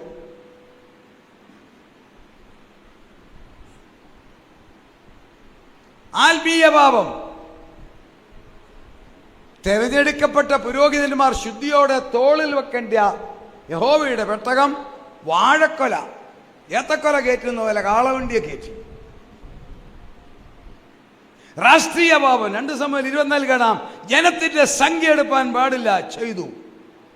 മേധാവികളും അഡ്വൈസേഴ്സ് കാല് പിടിച്ച് പറഞ്ഞു ചെയ്യരുത്, പാപമാ, ചെയ്തു. 3-4 പാപം ഒന്നിച്ച: ഗൂഢാലോചന, കൊലപാതകം, വ്യഭിചാരം. ഈ വ്യക്തി എങ്ങനെ ഇത് ചെയ്തു? നോക്കിക്കഴിഞ്ഞാൽ വിഷയത്തിലേക്ക് വരിക. ദാവീദ് അങ്ങനെയാണെങ്കിൽ നമ്മുടെ സ്ഥിതി എന്താ? നമ്മളെങ്ങനെ പാപം ചെയ്യുന്നത്? അഭിഷിക്തരാണല്ലോ നിങ്ങളും ഞാനും. എങ്ങനെ നമ്മളിൽ പാപമില്ലെന്ന് അത് വേറൊരു വിഷയമാണ്. നമ്മളിൽ എങ്ങനെയാണ് തെറ്റ് ചെയ്യുന്നത്? നമ്മളെ തെറ്റിലേക്ക് നിയന്ത്രിക്കുന്ന സഹോദരന്മാരുടെ ഞങ്ങളുടെ തലയിൽ ഒരു അച്ചായൻ ഇരിപ്പുണ്ട്, നിങ്ങളുടെ തലയിൽ ഒരു ആൻറ്റി ഇരിപ്പുണ്ട്. ഈ ആൻറ്റിയുടെ ടെക്നോളജി ഇത് മുഴുവൻ. സഹോദരന്മാരായ ഞങ്ങളുടെ തലയിൽ ഒരു അച്ചായൻ, നിങ്ങളുടെ തലയിൽ ആരാ? ഒരു ആൻറ്റി. ആ ആൻറ്റിയുടെ അച്ചായൻ്റെ പണി അറിയാവോ? ദേവദാസന്മാർ പറയും സ്വത്രാഴ്ച എടുക്കാം, പേഴ്സ് തുറക്കും, സഹോദരിമാർ വായു തുറക്കും, സഹോദരന്മാർ പേഴ്സ് തുറക്കും. 500 ഇരിപ്പുണ്ട്, 200 ഇരിപ്പുണ്ട്, 100 ഇരിപ്പുണ്ട്. വിരൽ അങ്ങോട്ട് ചെന്ന് ഒടുവിൽ ചെല്ലുന്നത് 20 ഇതെങ്ങനെ ഒത്തു? 500 ഉണ്ട്, 200 ഉണ്ട്, 100 ഉണ്ട്, 50 ഉണ്ട്, 20 ഉണ്ട്. വിരൽ ചെല്ലുന്നത് 500 മാറും, 200 മാറും, 100 മാറും, 50 മാറും, 20 ചെല്ലും. അങ്ങനെയാണ് എല്ലാ കാര്യത്തിനും. അതിന് പറയാൻ സയൻറ്റിഫിക്കൽ വേർഡ്സ് ഞാൻ പറയാം. POMC അതിൻ്റെ ഒരു ഞാൻ പറഞ്ഞുതരും. പ്രോ ഓപ്പിയോ മെലനോകോർട്ടിൻ സയൻസാ. നമ്മുടെ ന്യൂറോ സിസ്റ്റത്തിൽ ഒരു ന്യൂറോണാണ് പ്രോ ഓപ്പിയോ മെലനോകോർട്ടിൻ. ഇതാണ് നമ്മളെ നിയന്ത്രിക്കുന്നത്. ഇത് നമ്മളെ നിയന്ത്രിക്കുന്നതുകൊണ്ട് അതിൻ്റെ ഇഷ്ടത്തിന് നിയന്ത്രിക്കും. നമ്മുടെ ഹിപ്പോ കാമ്പസിലിരിക്കുന്ന ന്യൂറോ സിസ്റ്റത്തിലെ ഏറ്റവും പ്രധാനപ്പെട്ട ഒരു ന്യൂറോണാണ്.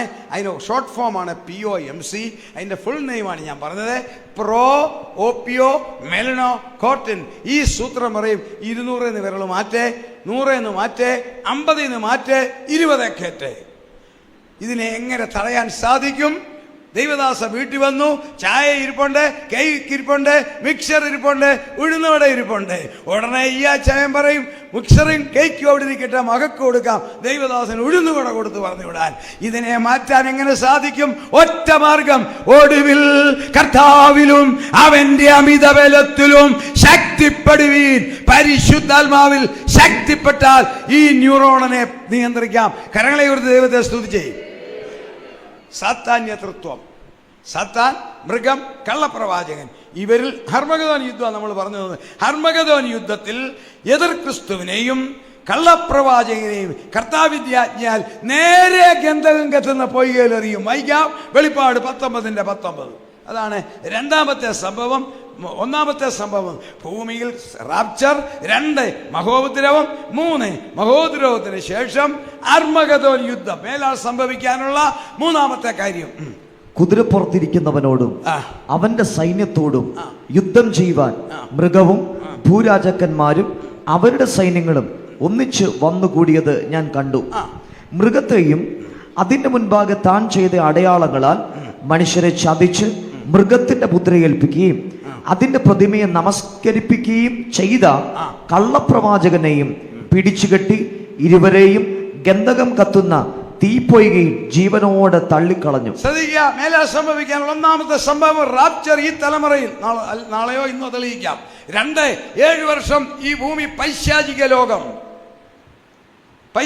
ലോകം. ഒറ്റ ക്രിസ്തുവിന്റെ രക്തം കൊണ്ട് വീണ്ടെടുക്കപ്പെട്ട അഭിഷേകമുള്ള ഒറ്റ വ്യക്തി കാണത്തില്ല. Without world. അത് പരിശുദ്ധാത്മാവിന്റെ അഭിഷേകമുള്ള രക്ഷിക്കപ്പെട്ട ഒറ്റ വ്യക്തി ഇല്ലാത്ത ഒരു ലോകമായിരിക്കും അത്. 3 അർമഗദോൻ യുദ്ധം. അതിൽ സാത്താനെയും കള്ളപ്രവാചകനെയും നേരെ പിടിച്ചു കെട്ടി ഗന്ധകം കത്തുന്ന പൊയ്കയിലെറിയും. സാത്താനെ വായിക്കാം. വെളിപ്പാടിന്റെ 20 മുതൽ ഒന്ന് വായിച്ചേ. വെളിപ്പാട് 20:1 മുതൽ. അനന്തരം ഒരു ദൂതൻ അഗാധത്തിന്റെ താക്കോലും ഒരു വലിയ ചങ്ങലയും കയ്യിൽ പിടിച്ചുകൊണ്ട് സ്വർഗത്തിൽ നിന്ന് ഇറങ്ങുന്നത് ഞാൻ കണ്ടു. അവൻ പിശാചും സാത്താനും എന്നുള്ള പഴയ പാമ്പായ മഹാസർപ്പത്തെ പിടിച്ച് 1000 ആണ്ടേക്ക് ചങ്ങലയിട്ടു. സാത്താനെ പിടിച്ച് 1000 ആണ്ടേക്ക് ചങ്ങലയിട്ട് അഗാധ കൂപത്തിൽ അടയ്ക്കും. ഭൂമിയുടെ കീഴ്ഭാഗം, സയൻസും 3 ഭാഗം, വേദപുസ്തകത്തിലും 3 ഭാഗം. സയൻസ് പറയും ലിത്തോസ്ഫിയർ, അസ്തനോസ്ഫിയർ, മെസോസ്ഫിയർ. ബൈബിള് പഠിപ്പിക്കും പാതാളം, അധമപാതാളം, അഗാധകൂപം. Hades, tattoos, bottomless pit. അതിൽ അഗാധകൂപത്തിൽ സാത്താനെ അടയ്ക്കും. ശ്രദ്ധിക്കണേ. ഒന്നാമത്തത് റാപ്ചർ, 2 മഹോപദ്രവം, 3 ഹർമഗദോൻ യുദ്ധം. ആ യുദ്ധത്തെക്കുറിച്ചാണ് പറയുന്നത്. അടിച്ചു. ഇനിയും വെളിപ്പാട് 19:19 ഒന്ന് വായിച്ചു. വെളിപ്പാട് 19. കുതിരപ്പുറത്തിരിക്കുന്നവനോടും അവന്റെ സൈന്യത്തോട് യുദ്ധം ചെയ്യുവാൻ മൃഗവും ഭൂരാജാക്കന്മാരും അവരുടെ സൈന്യങ്ങളും ഒന്നിച്ചു വന്നുകൂടിയത് ഞാൻ കണ്ടു. മൃഗവും സാത്താനും വന്നു, അവരെ നശിപ്പിച്ചു. ലോക സൈന്യം അവിടെ വരും. എതിർ ക്രിസ്തുവിനോട് ഒത്താശ ചെയ്യുന്ന വേൾഡ് ഹ്യൂമൻ ആർമി അവിടെ വരും. കിഴക്ക് നിന്ന് വരുന്ന രാജാക്കന്മാർക്ക് വഴിയൊരുക്കേണ്ടത് ഏതെന്നത് പറ്റി അറിയാൻ മേല. യൂഫ്രട്ടീസ് നദി, യൂഫ്രട്ടീസ് നദി വറ്റാൻ പോവുക. വറ്റിക്കത്തക്കവണ്ണം അറ്റാട്രാക് ഡാം നിർമ്മിച്ചു കഴിഞ്ഞു. ആ ഡാം തുറന്നു വിട്ടാൽ 48 മണിക്കൂർ കൊണ്ട് യൂഫ്രട്ടീസ് നദി വറ്റും. കിഴക്ക് നിന്നുള്ള രാജാക്കന്മാർ അതിലെയാ കയറി വരുന്നത് എതിർ ക്രിസ്തുവിന് വേണ്ടി യുദ്ധം ചെയ്യാൻ. ആ അപ്പോൾ സാത്താനെ നശിപ്പിച്ചു, എതിർ ക്രിസ്തുവിനെ നശിപ്പിച്ചു, കള്ളപ്രവാചകനെ നശിപ്പിച്ചു. അർമഗദോൻ യുദ്ധം. ഇനി അവശേഷിക്കുന്ന ലോകത്തിന്റെ മിലിറ്ററിയാ. അവർക്കെന്തു പറ്റും? ഒരു സയൻസും ഇല്ലാത്ത കാലത്തെ വചനത്തിന്റെ ശക്തി മനസ്സിലാക്കണം ദൈവമക്കളെ. വ്യക്തമായിട്ട് എഴുതിയിട്ടുണ്ട് അവരെങ്ങനെ നശിക്കും. സക്കറിയാവ് 14:12 വായിക്കാം. യാതൊരു സയൻസും അന്ന് നിലവിലില്ല. 2600 ശാസ്ത്രത്തിന്റെ പിതാക്കന്മാർ പോലും അതിനുശേഷം 100 വർഷം കഴിഞ്ഞാണ് ജനിച്ചത്. പൈത്തോഗ്രേസും അരിസ്റ്റോട്ടലും അതിന് 100 വർഷം മുമ്പ് ദൈവദാസൻ ആത്മാവിൽ എഴുതി വായിക്കാം. ദാവീദ് ഗൃഹത്തിന്മേലും 14:12 സക്കറിയാവ് 14:12. യെരൂശലേമിനോട് യുദ്ധം ചെയ്യുവാൻ സകല ജാതികളെയും യഹോവ ശിക്ഷിപ്പാനുള്ള ശിക്ഷയാവിത്. കേട്ടോണം, പനിഷ്മെന്റ്. അടുത്തത്, അവർ നിവർന്നു നിൽക്കുമ്പോൾ തന്നെ. ആ വാക്യം നിങ്ങൾ ശ്രദ്ധിച്ചോണം. ആ ദൈവദാസം വായിക്കട്ടെ, നിങ്ങൾ എന്നെ നോക്കേ. അവൻ നിവർന്നു നിൽക്കുമ്പോൾ തന്നെ അവരുടെ മാംസം ചീഞ്ഞഴുകിപ്പോകും. നിൽക്കുന്നത് ശരീരം ചെയ്യും. അടുത്തത്, അവരുടെ കണ്ണ് തടത്തിൽ തന്നെ ചീഞ്ഞഴുകിപ്പോകും. കണ്ണഴുകും. അടുത്തത്, അവരുടെ നാവ് വായിൽ തന്നെ ചീഞ്ഞഴുകിപ്പോകും. നോക്കിക്കേ, നാവിൽ ചീഞ്ഞഴുകും. അടുത്തത്, അന്നാളിൽ യഹോവയാൽ ഒരു മഹാപരാഭവം, ഇംഗ്ലീഷ് പാനിക്. അടുത്തത്, അവരുടെ ഇടയിൽ ഉണ്ടാകും. അടുത്ത വാക്യം, അവർ ഓരോരുത്തൻ താന്താന്റെ കൂട്ടുകാരന്റെ കൈ പിടിക്കും. എന്താ കാര്യം എന്നറിയാവോ? ഇന്നത്തെ യുദ്ധം എങ്ങനെയാ? അങ്ങോട്ടും ഇങ്ങോട്ടും നിങ്ങളെ ഇസ്രായേലിന്റെ യുദ്ധമൊക്കെ കണ്ടില്ലേ? ടാങ്ക് എല്ലാം തീവ്രവാദികളെ നശിപ്പിച്ചു. നമ്മൾ കണ്ടു. ഈ ഹമാസും ഹൂതിയെല്ലാം കൂടി ഇസ്രായേലിന്റെ ടാങ്ക് നശിപ്പിച്ചിട്ട് അവർ കൈകൊട്ടി. നശിപ്പിച്ചെന്ന് നിങ്ങൾക്കറിയാം. അതിനകത്ത് ആരും ഇല്ലായിരുന്നു. ഒരു മനുഷ്യൻ അതിനകത്തില്ല. അതിനകത്ത് AI ആർട്ടിഫിഷ്യൽ ഇന്റലിജൻസ് ആയിരുന്നത്. അവനെ കൺട്രോൾ ചെയ്തത് കമ്പ്യൂട്ടറാണ്. ഇസ്രായേലിലെ ഏതോ രഹസ്യ സങ്കേതത്തിൽ ഇരുന്നുകൊണ്ട് കമ്പ്യൂട്ടറിലാണ് ഇത് കൺട്രോൾ ചെയ്തത്. ഇവിടെ പറയുന്നത് കേട്ടോ, യഹോവയാൽ ഒരു മഹാപാരാഭാവം അന്നുണ്ടാകും. അന്നത്തെ മിലിറ്ററിയുടെ കമ്പ്യൂട്ടറിനകത്ത് തമ്പുരാൻ വൈറസ് കയറ്റും. വൈറസ് കയറ്റി കഴിയുമ്പോൾ കാൽക്കുലേഷൻ തെറ്റും. അങ്ങോട്ടും ഇങ്ങോട്ടും അവർ ആറ്റമടിക്കും. തമ്മിൽ മുഖാമുഖം ആറ്റമടിക്കുമ്പോൾ ശരീരത്തിൽ റേഡിയേഷൻ ഉണ്ടാകും. ഇന്നത്തെ വാക്ക് അതാണ്. നാവഴുകും, കണ്ണഴുകും, ശരീരം അഴുകും. എത്ര കറക്റ്റാന്ന് നോക്കിക്കേ. ലോകത്തിന്റെ മിലിറ്ററി, അവിടെ ആയിരക്കണക്കിന് പട്ടാളം റേഡിയേഷനേറ്റ് വീണ് കിടക്കും. അത് ശുദ്ധീകരിക്കാൻ 7 മാസം എടുക്കും. ഇതാണ് അർമഗദോൻ യുദ്ധം. 3-ാമത്തെ സംഭവം. 4-ാമത്തെ സംഭവം, മേലിൽ സംഭവിക്കുന്ന 10 കാര്യം പറഞ്ഞിട്ട് വേണം അന്ത്യകാലം പറയാൻ. ഇത് സാധാരണഗതിയിൽ നമ്മൾ വിശാലമായിട്ട് ചിന്തിക്കുന്നില്ല, അവസരം കിട്ടുന്നില്ല. അതുകൊണ്ടാണ് 4-ാമത്തെ സംഭവം. ലോകത്തിന് ഇന്നൊരു തലവേദന കേസുണ്ടത് മാറ്റും. Restoration of the Jewish people. ഇസ്രായേലിന്റെ യഥാസ്ഥാപനം. വായിക്കാം. യെശയ്യാവ് 49:12, 60:14. യെശയ്യാവ് 49:12, 60:14. ഇതാ അവർ ദൂരത്ത് നിന്ന്. 49:22. യഹോവയായ കർത്താവ് ഇപ്രകാരം അരുളിച്ചെയ്യുന്നു, ഞാൻ ജാതികൾക്ക് എന്റെ കൈ ഉയർത്തുകയും. ജാതികൾക്ക് എന്റെ കൈ, അതായത് അർമഗദോൻ യുദ്ധം ഉയർത്തുകയും. വായിച്ചോ. വംശങ്ങൾക്ക് എന്റെ കൊടി കാണിക്കുകയും ചെയ്യും. അവർ നിന്റെ പുത്രന്മാരെ, ഇസ്രായേലെ നിന്റെ പുത്രന്മാരെ ജാതികൾ, വായിച്ചാൽ, നിന്റെ പുത്രന്മാരെ തങ്ങളുടെ മാർവിൽ അണച്ചും പുത്രിമാരെ തോളിൽ എടുത്തുകൊണ്ടും വരും. പുത്രിമാരെ തോളിലെടുത്തും നിന്നെ ബഹുമാനിക്കും. ഇന്ന് ലോകത്തിൽ 198 രാജ്യമുണ്ട്. അതിൽ 2 രാജ്യമേ ഉള്ളൂ ഇസ്രായേലിനോട് ആത്മാർത്ഥതയുള്ളവർ, സിൻസിയർ ആറ്റിറ്റ്യൂഡുള്ള 2 രാജ്യം ഇസ്രായേലിനോട്. 1 അമേരിക്ക, 2 ഇന്ത്യ. നമ്മളെ അതുകൊണ്ടാണ് അവർക്ക് ഇത്ര വലിയ കാര്യം.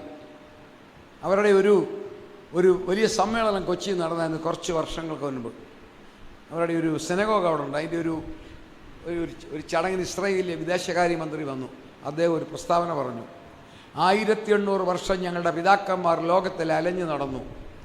ഞങ്ങളുടെ പിതാക്കന്മാരെ ഒരു സേഫ്റ്റി പിൻ കൊണ്ടുപോലും കുത്തി നോവിച്ചില്ലെന്ന് മാത്രമല്ല, ഞങ്ങളുടെ പിതാക്കന്മാർക്ക് വേണ്ടുന്നതെല്ലാം കൊടുത്ത ഒരൊറ്റ രാജ്യമേ ഉള്ളൂ, ഭാരതം. നിങ്ങൾക്കറിയാവോ എന്താ ഇപ്പം തീവ്രവാദികൾ കയറാത്തത്? നമ്മുടെ പ്രധാനമന്ത്രി ശ്രീ നരേന്ദ്രമോദിക്ക് അമേരിക്കൻ പ്രധാനമന്ത്രി ഒരു സമ്മാനം കൊടുത്തു, ലേസർ വാൾ. ആ സ്ഥാനത്ത് മതിൽ കെട്ടിയിട്ടില്ല, ലേസർ വാൾ എന്നൊരു വാള് ഇങ്ങനെ ഇരിക്കുക, ലേസർ രശ്മി. ഇവൻ കയറി വന്നാൽ തിരിച്ചടിച്ച് അവനെ അങ്ങോട്ട് മാറ്റും. ഈ 2 രാജ്യമൊഴിച്ച് ബാക്കി രാജ്യങ്ങൾക്കെല്ലാം ഉള്ളിൽ കലിപ്പാണെങ്കിൽ ഇവിടെ പറയുന്നു ലോകം മുഴുവൻ നിന്നെ ധ്യാനിക്കും. 60:14 വായിച്ചേ ശരിയാവൂ. 60:14. നിന്നെ ക്ലേശിപ്പിച്ചവരുടെ പുത്രന്മാർ, അതാ വാക്യം പ്രവചനമാ. നിന്നെ ഏതെല്ലാം രാജ്യങ്ങൾ ക്ലേശിപ്പിച്ചു അവരുടെ പുത്രന്മാർ നിന്റെ അടുക്കൽ വണങ്ങിക്കൊണ്ടുവരിക്കും. ഞാൻ നിന്നെ സകല ജാതികൾക്കും മീതയാക്കുമെന്ന് പഴയ നിയമത്തിൽ പറഞ്ഞ വാക്ക് അർമഗദോൻ യുദ്ധം കഴിയുമ്പോൾ പൂർത്തീകരിക്കും. അതിന് പറയുന്ന വാക്ക റെസ്റ്റോറേഷൻ ഓഫ് ജൂയിഷ് പീപ്പിൾ. ഒന്നേ മേലിൽ സംഭവിക്കാൻ. ഒന്നുകൂടെ പറയുക, ഇത് ഹാർഡ് സബ്ജക്റ്റാണ് എനിക്കറിയാം, ഏറ്റവും ലളിതമായി പറയാം. മേലിൽ സംഭവിക്കുന്ന 10 കാര്യങ്ങൾ. 1, ഈ തലമുറയിൽ കർത്താവിൻ്റെ വരവ്. 2, 7 വർഷം പൈശാചിക ലോകം. 3, അർമഗദോൻ യുദ്ധം. 4, ഇസ്രായേലിൻ്റെ യഥാസ്ഥാപനം.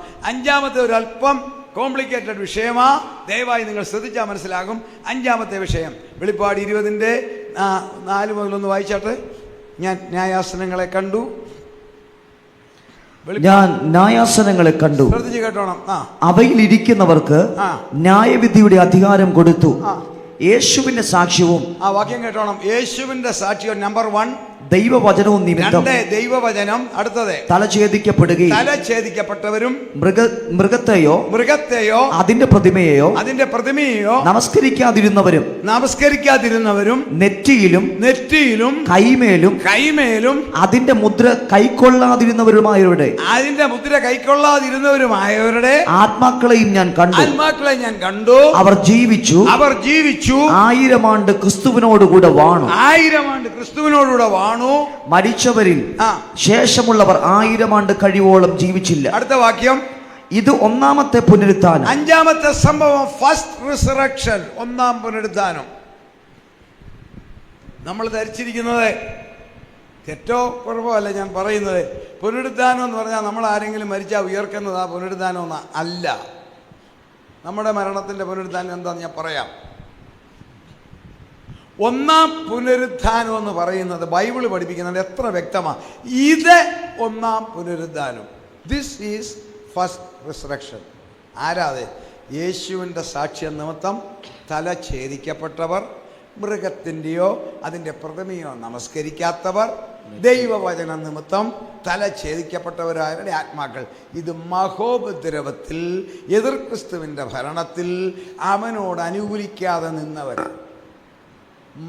മാർട്ടിയേഴ്സ് ഓഫ് ദ ട്രിബുലൂഷണൽ പീരിയഡ്, മഹോപദ്രവ രക്തസാക്ഷികളെ എന്നോടും നിങ്ങളോടും കൂടെ 1000 ആണ്ട് വാഴുവാൻ ഉയർപ്പിക്കുന്ന സംഭവമാണ് 1-ാം പുനരുത്ഥാനം. ഞാനോ നിങ്ങളോ ഇന്ന് മരിച്ചാൽ നമ്മളുടെ ഉയർത്തെഴുന്നേൽപ്പ് 1-ാം പുനരുത്ഥാനം അല്ല. പറയുന്നതിന് തെറ്റൊന്നുമില്ല. ഇപ്പോൾ മരിക്കുമ്പോൾ 1-ാം പുനരുത്ഥാനത്തിൽ കാണാം എന്നൊന്നും പറഞ്ഞാൽ അത് വചനപ്രകാരം തെറ്റൊന്നുമല്ല. പക്ഷേ തിയററ്റിക്കലി എൻ്റെയും നിങ്ങളുടെയും മരണത്തിൻ്റെ ഉയർപ്പ് നമുക്കൊരു പ്രമോഷനാണ്. എന്നാണെന്നറിയാവോ? 1 കൊരിന്ത്യർ 15:23 കാണാം, ആദ്യ ഫലം ക്രിസ്തു, പിന്നെ ക്രിസ്തുവിനുള്ളവർ അവൻ്റെ വരവിങ്കൽ. നോക്കിക്കേ, ഉദാഹരണ സഹിതം ഇത് 2026 ജാനുവരി മാസം എൻ്റെയോ നിങ്ങളുടെയോ വീട്ടിലെ മാവ് ആദ്യമായിട്ട് പൂത്തൊരു മാങ്ങ ഉണ്ടാകുന്നു.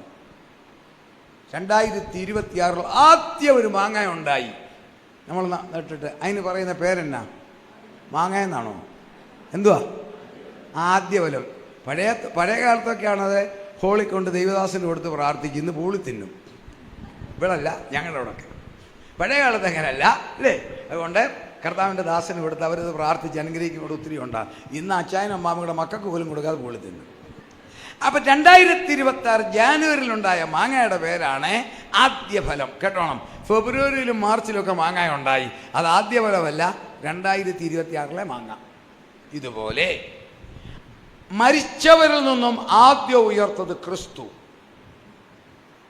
ഞാനും നിങ്ങൾ ഇന്നു മരിച്ചാൽ നമ്മുടെ ഉയർപ്പ് ക്രിസ്തുവിൻ്റെ ഉയർപ്പിൻ്റെ തുടർച്ച, continuation of the resurrection of Jesus Christ.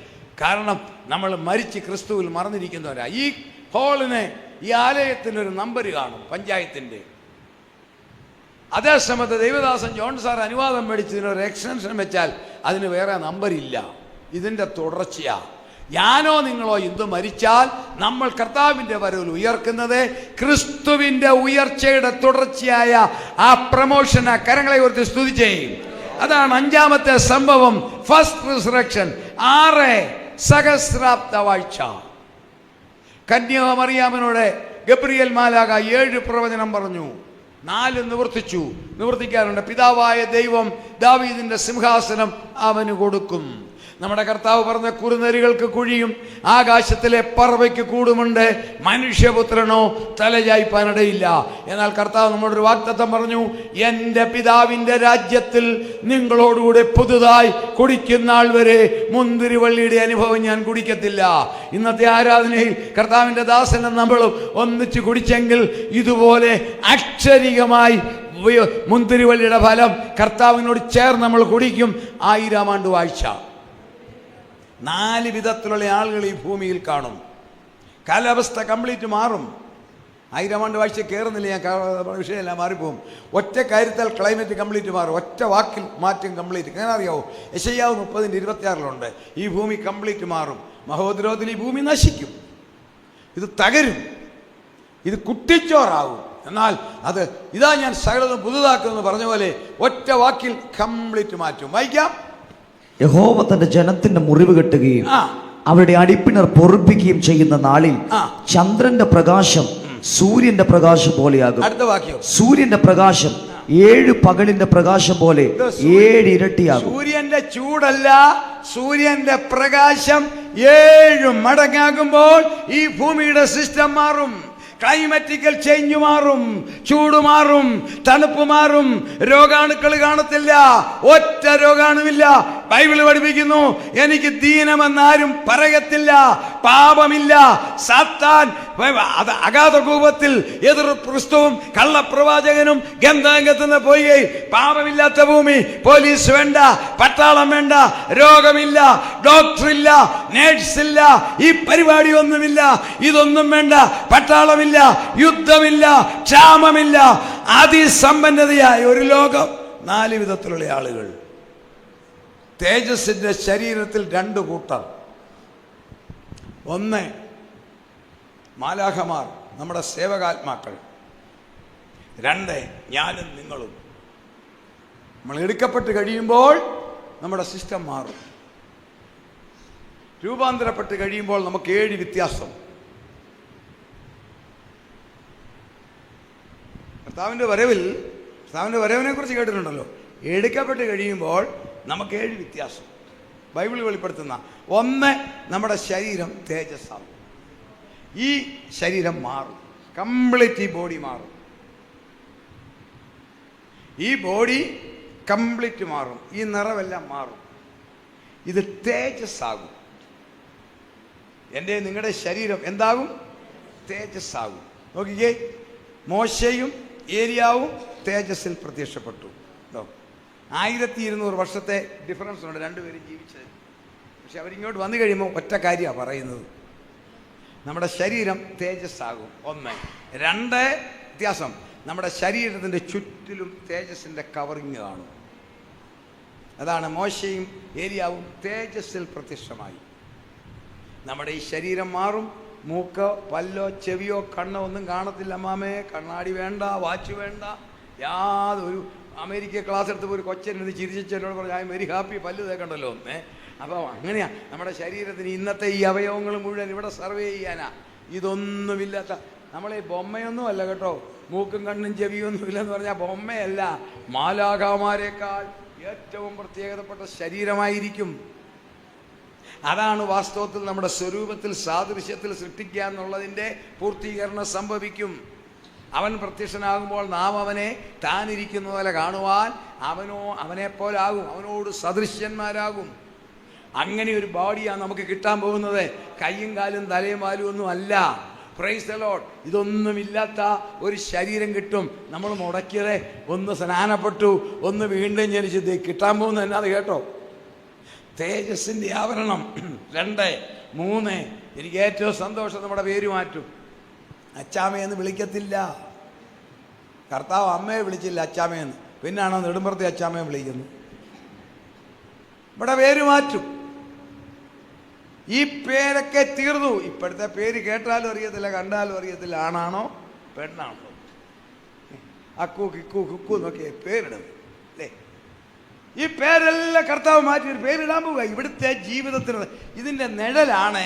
അബ്രഹാമിനെ അബ്രഹാമാക്കി, ഉണ്ടോ, യാക്കോബിനെ ഇസ്രായേലാക്കി, സാറായിയെ സാറായാക്കി. എന്താ നമ്മുടെ പേര് മാറ്റം? ഞാൻ വെറുതെ അങ്ങ് പറഞ്ഞു വിടുകയില്ല, ബൈബിളിലെ വാക്യമാണ് കേട്ടോ. വെളിപ്പാട് 2:16 വായില്ലേ. വെളിപ്പാട് 2:16. മൂന്നാമത്തെ വ്യത്യാസം. ആകയാൽ മാനസാന്തരപ്പെടുക, അല്ല ഞാൻ വേഗത്തിൽ വന്ന് എന്റെ വായിലെ വാളുകൊണ്ട് അവരോട് പോരാടും. അടുത്ത വാക്യം.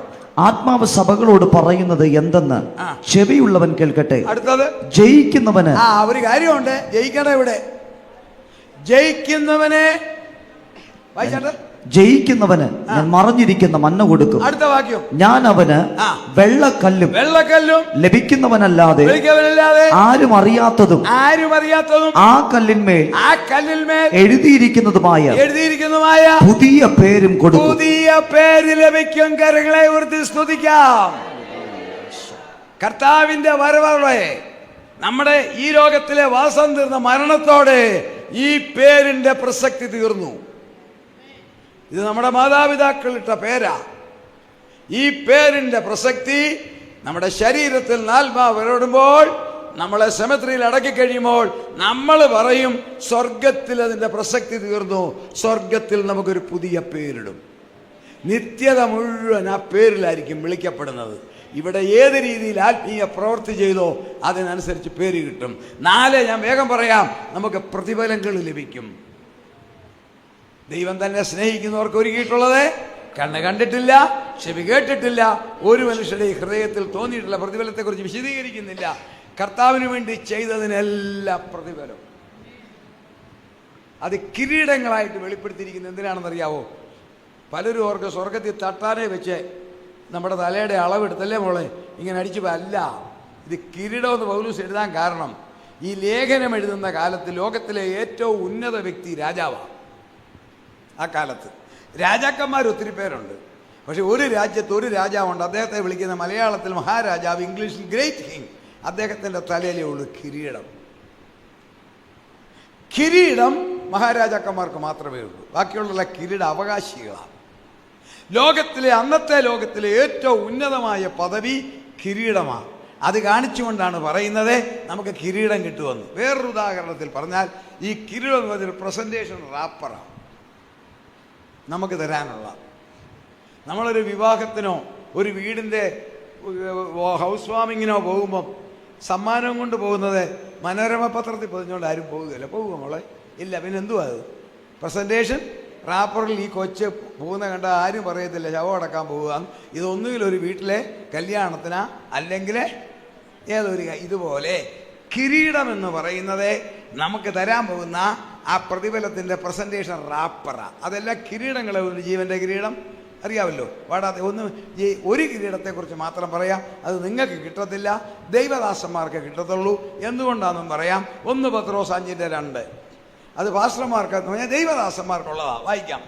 എന്തുകൊണ്ട് അവർക്കത് കിട്ടും?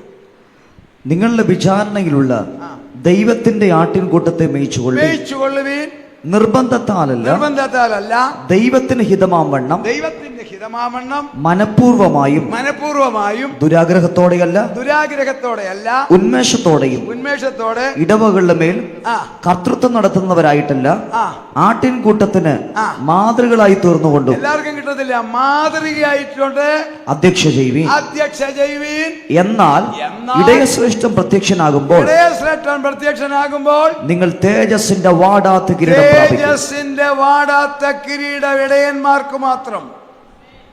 അതുകൊണ്ടാണ് എബ്രായർ 13:17 പറയുന്നത്, നിങ്ങളെ നടത്തുന്നവരെ അനുസരിച്ച് കീഴടങ്ങി ഇരിപ്പീൻ, അവർ കണക്ക് കൊടുക്കണം. പുരാതന പലസ്തീനിൽ 2 സൈസ് ഇടയന്മാരുണ്ടായിരുന്നു. ഒന്ന് ഉടമസ്ഥനായ ഇടയൻ, 2 ഉടമസ്ഥനായ ഇടയനില്ലാത്ത മുതലാളിമാർക്ക് ആടുണ്ട്, അവരിടയപ്പണിക്ക് പോകത്തില്ല സ്റ്റാറ്റസിൽ. അതിനവർ വാടകയ്ക്ക് ശമ്പളത്തിന് ഡെയിലി വേജസിൽ ഇടയനെ എടുക്കും. പലസ്തീനിൽ ചെന്നാൽ ഈ 2 ഇടയന്മാരെ നമുക്ക് ഇന്നും കാണാം. എങ്ങനെയാണെന്നറിയാവോ? ഉടമസ്ഥനായ ഇടയനെ കാണാം, ആട്ടിൻകൂട്ടത്തിൻ്റെ മുമ്പിൽ നിൽക്കും. അതാ കർത്താവ് പറഞ്ഞു, എൻ്റെ ആടുകൾ എൻ്റെ ശബ്ദം കേൾക്കുന്നു, അവ എന്നെ അനുഗമിക്കുന്നു. അതാണ് ഉടമസ്ഥൻ. അവനെ ഫ്രണ്ടിൽ നിൽക്കും, പുറകിൽ ആട്. ചെന്നായോ പുള്ളിപ്പുലിയോ വന്നാൽ തൻ്റെ ജീവനെ തൃണവൽ ഗണിച്ച് പോരാടി ആടിനെ രക്ഷിക്കും ഉടമസ്ഥൻ. 2ാമത് 1000 രൂപ ശമ്പളത്തിൻ്റെ ഡെയിലി നിന്നെടുത്ത ഇടയനുണ്ട്, അവൻ പുറകിൽ നിൽക്കും. ചെന്നായോ പുള്ളിപ്പുലിയോ വന്നാൽ അടുത്ത ബൈക്കിലോ കാറിലോ കയറി അവൻ വെണ്ണിക്കുളത്തിനോ കോട്ടയത്തിനോ പോകും. ഇനിയും എന്താണ് ഈ ഇടയത്തിൻ്റെ പ്രത്യേകത എന്ന് അതാ പറയാനേട്ടാ.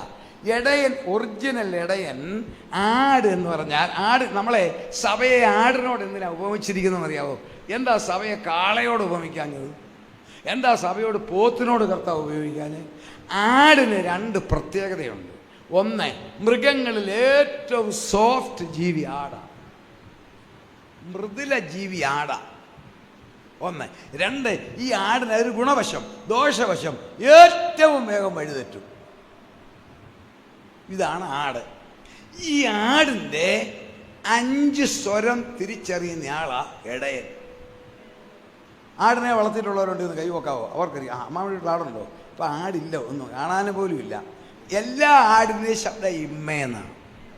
പക്ഷെ ഇടയൻ അറിയാം ഈ ഇമ്മയ്ക്ക് 5 ടോണല്ലേ. ആൻറ്റിയോട് ചോദിച്ചാൽ പറയും. ആൻറ്റിയുടെ വീട്ടിൽ ആടുണ്ടെങ്കിൽ എങ്ങനെയാ സംഭവം? ആടിനെ തീറ്റും.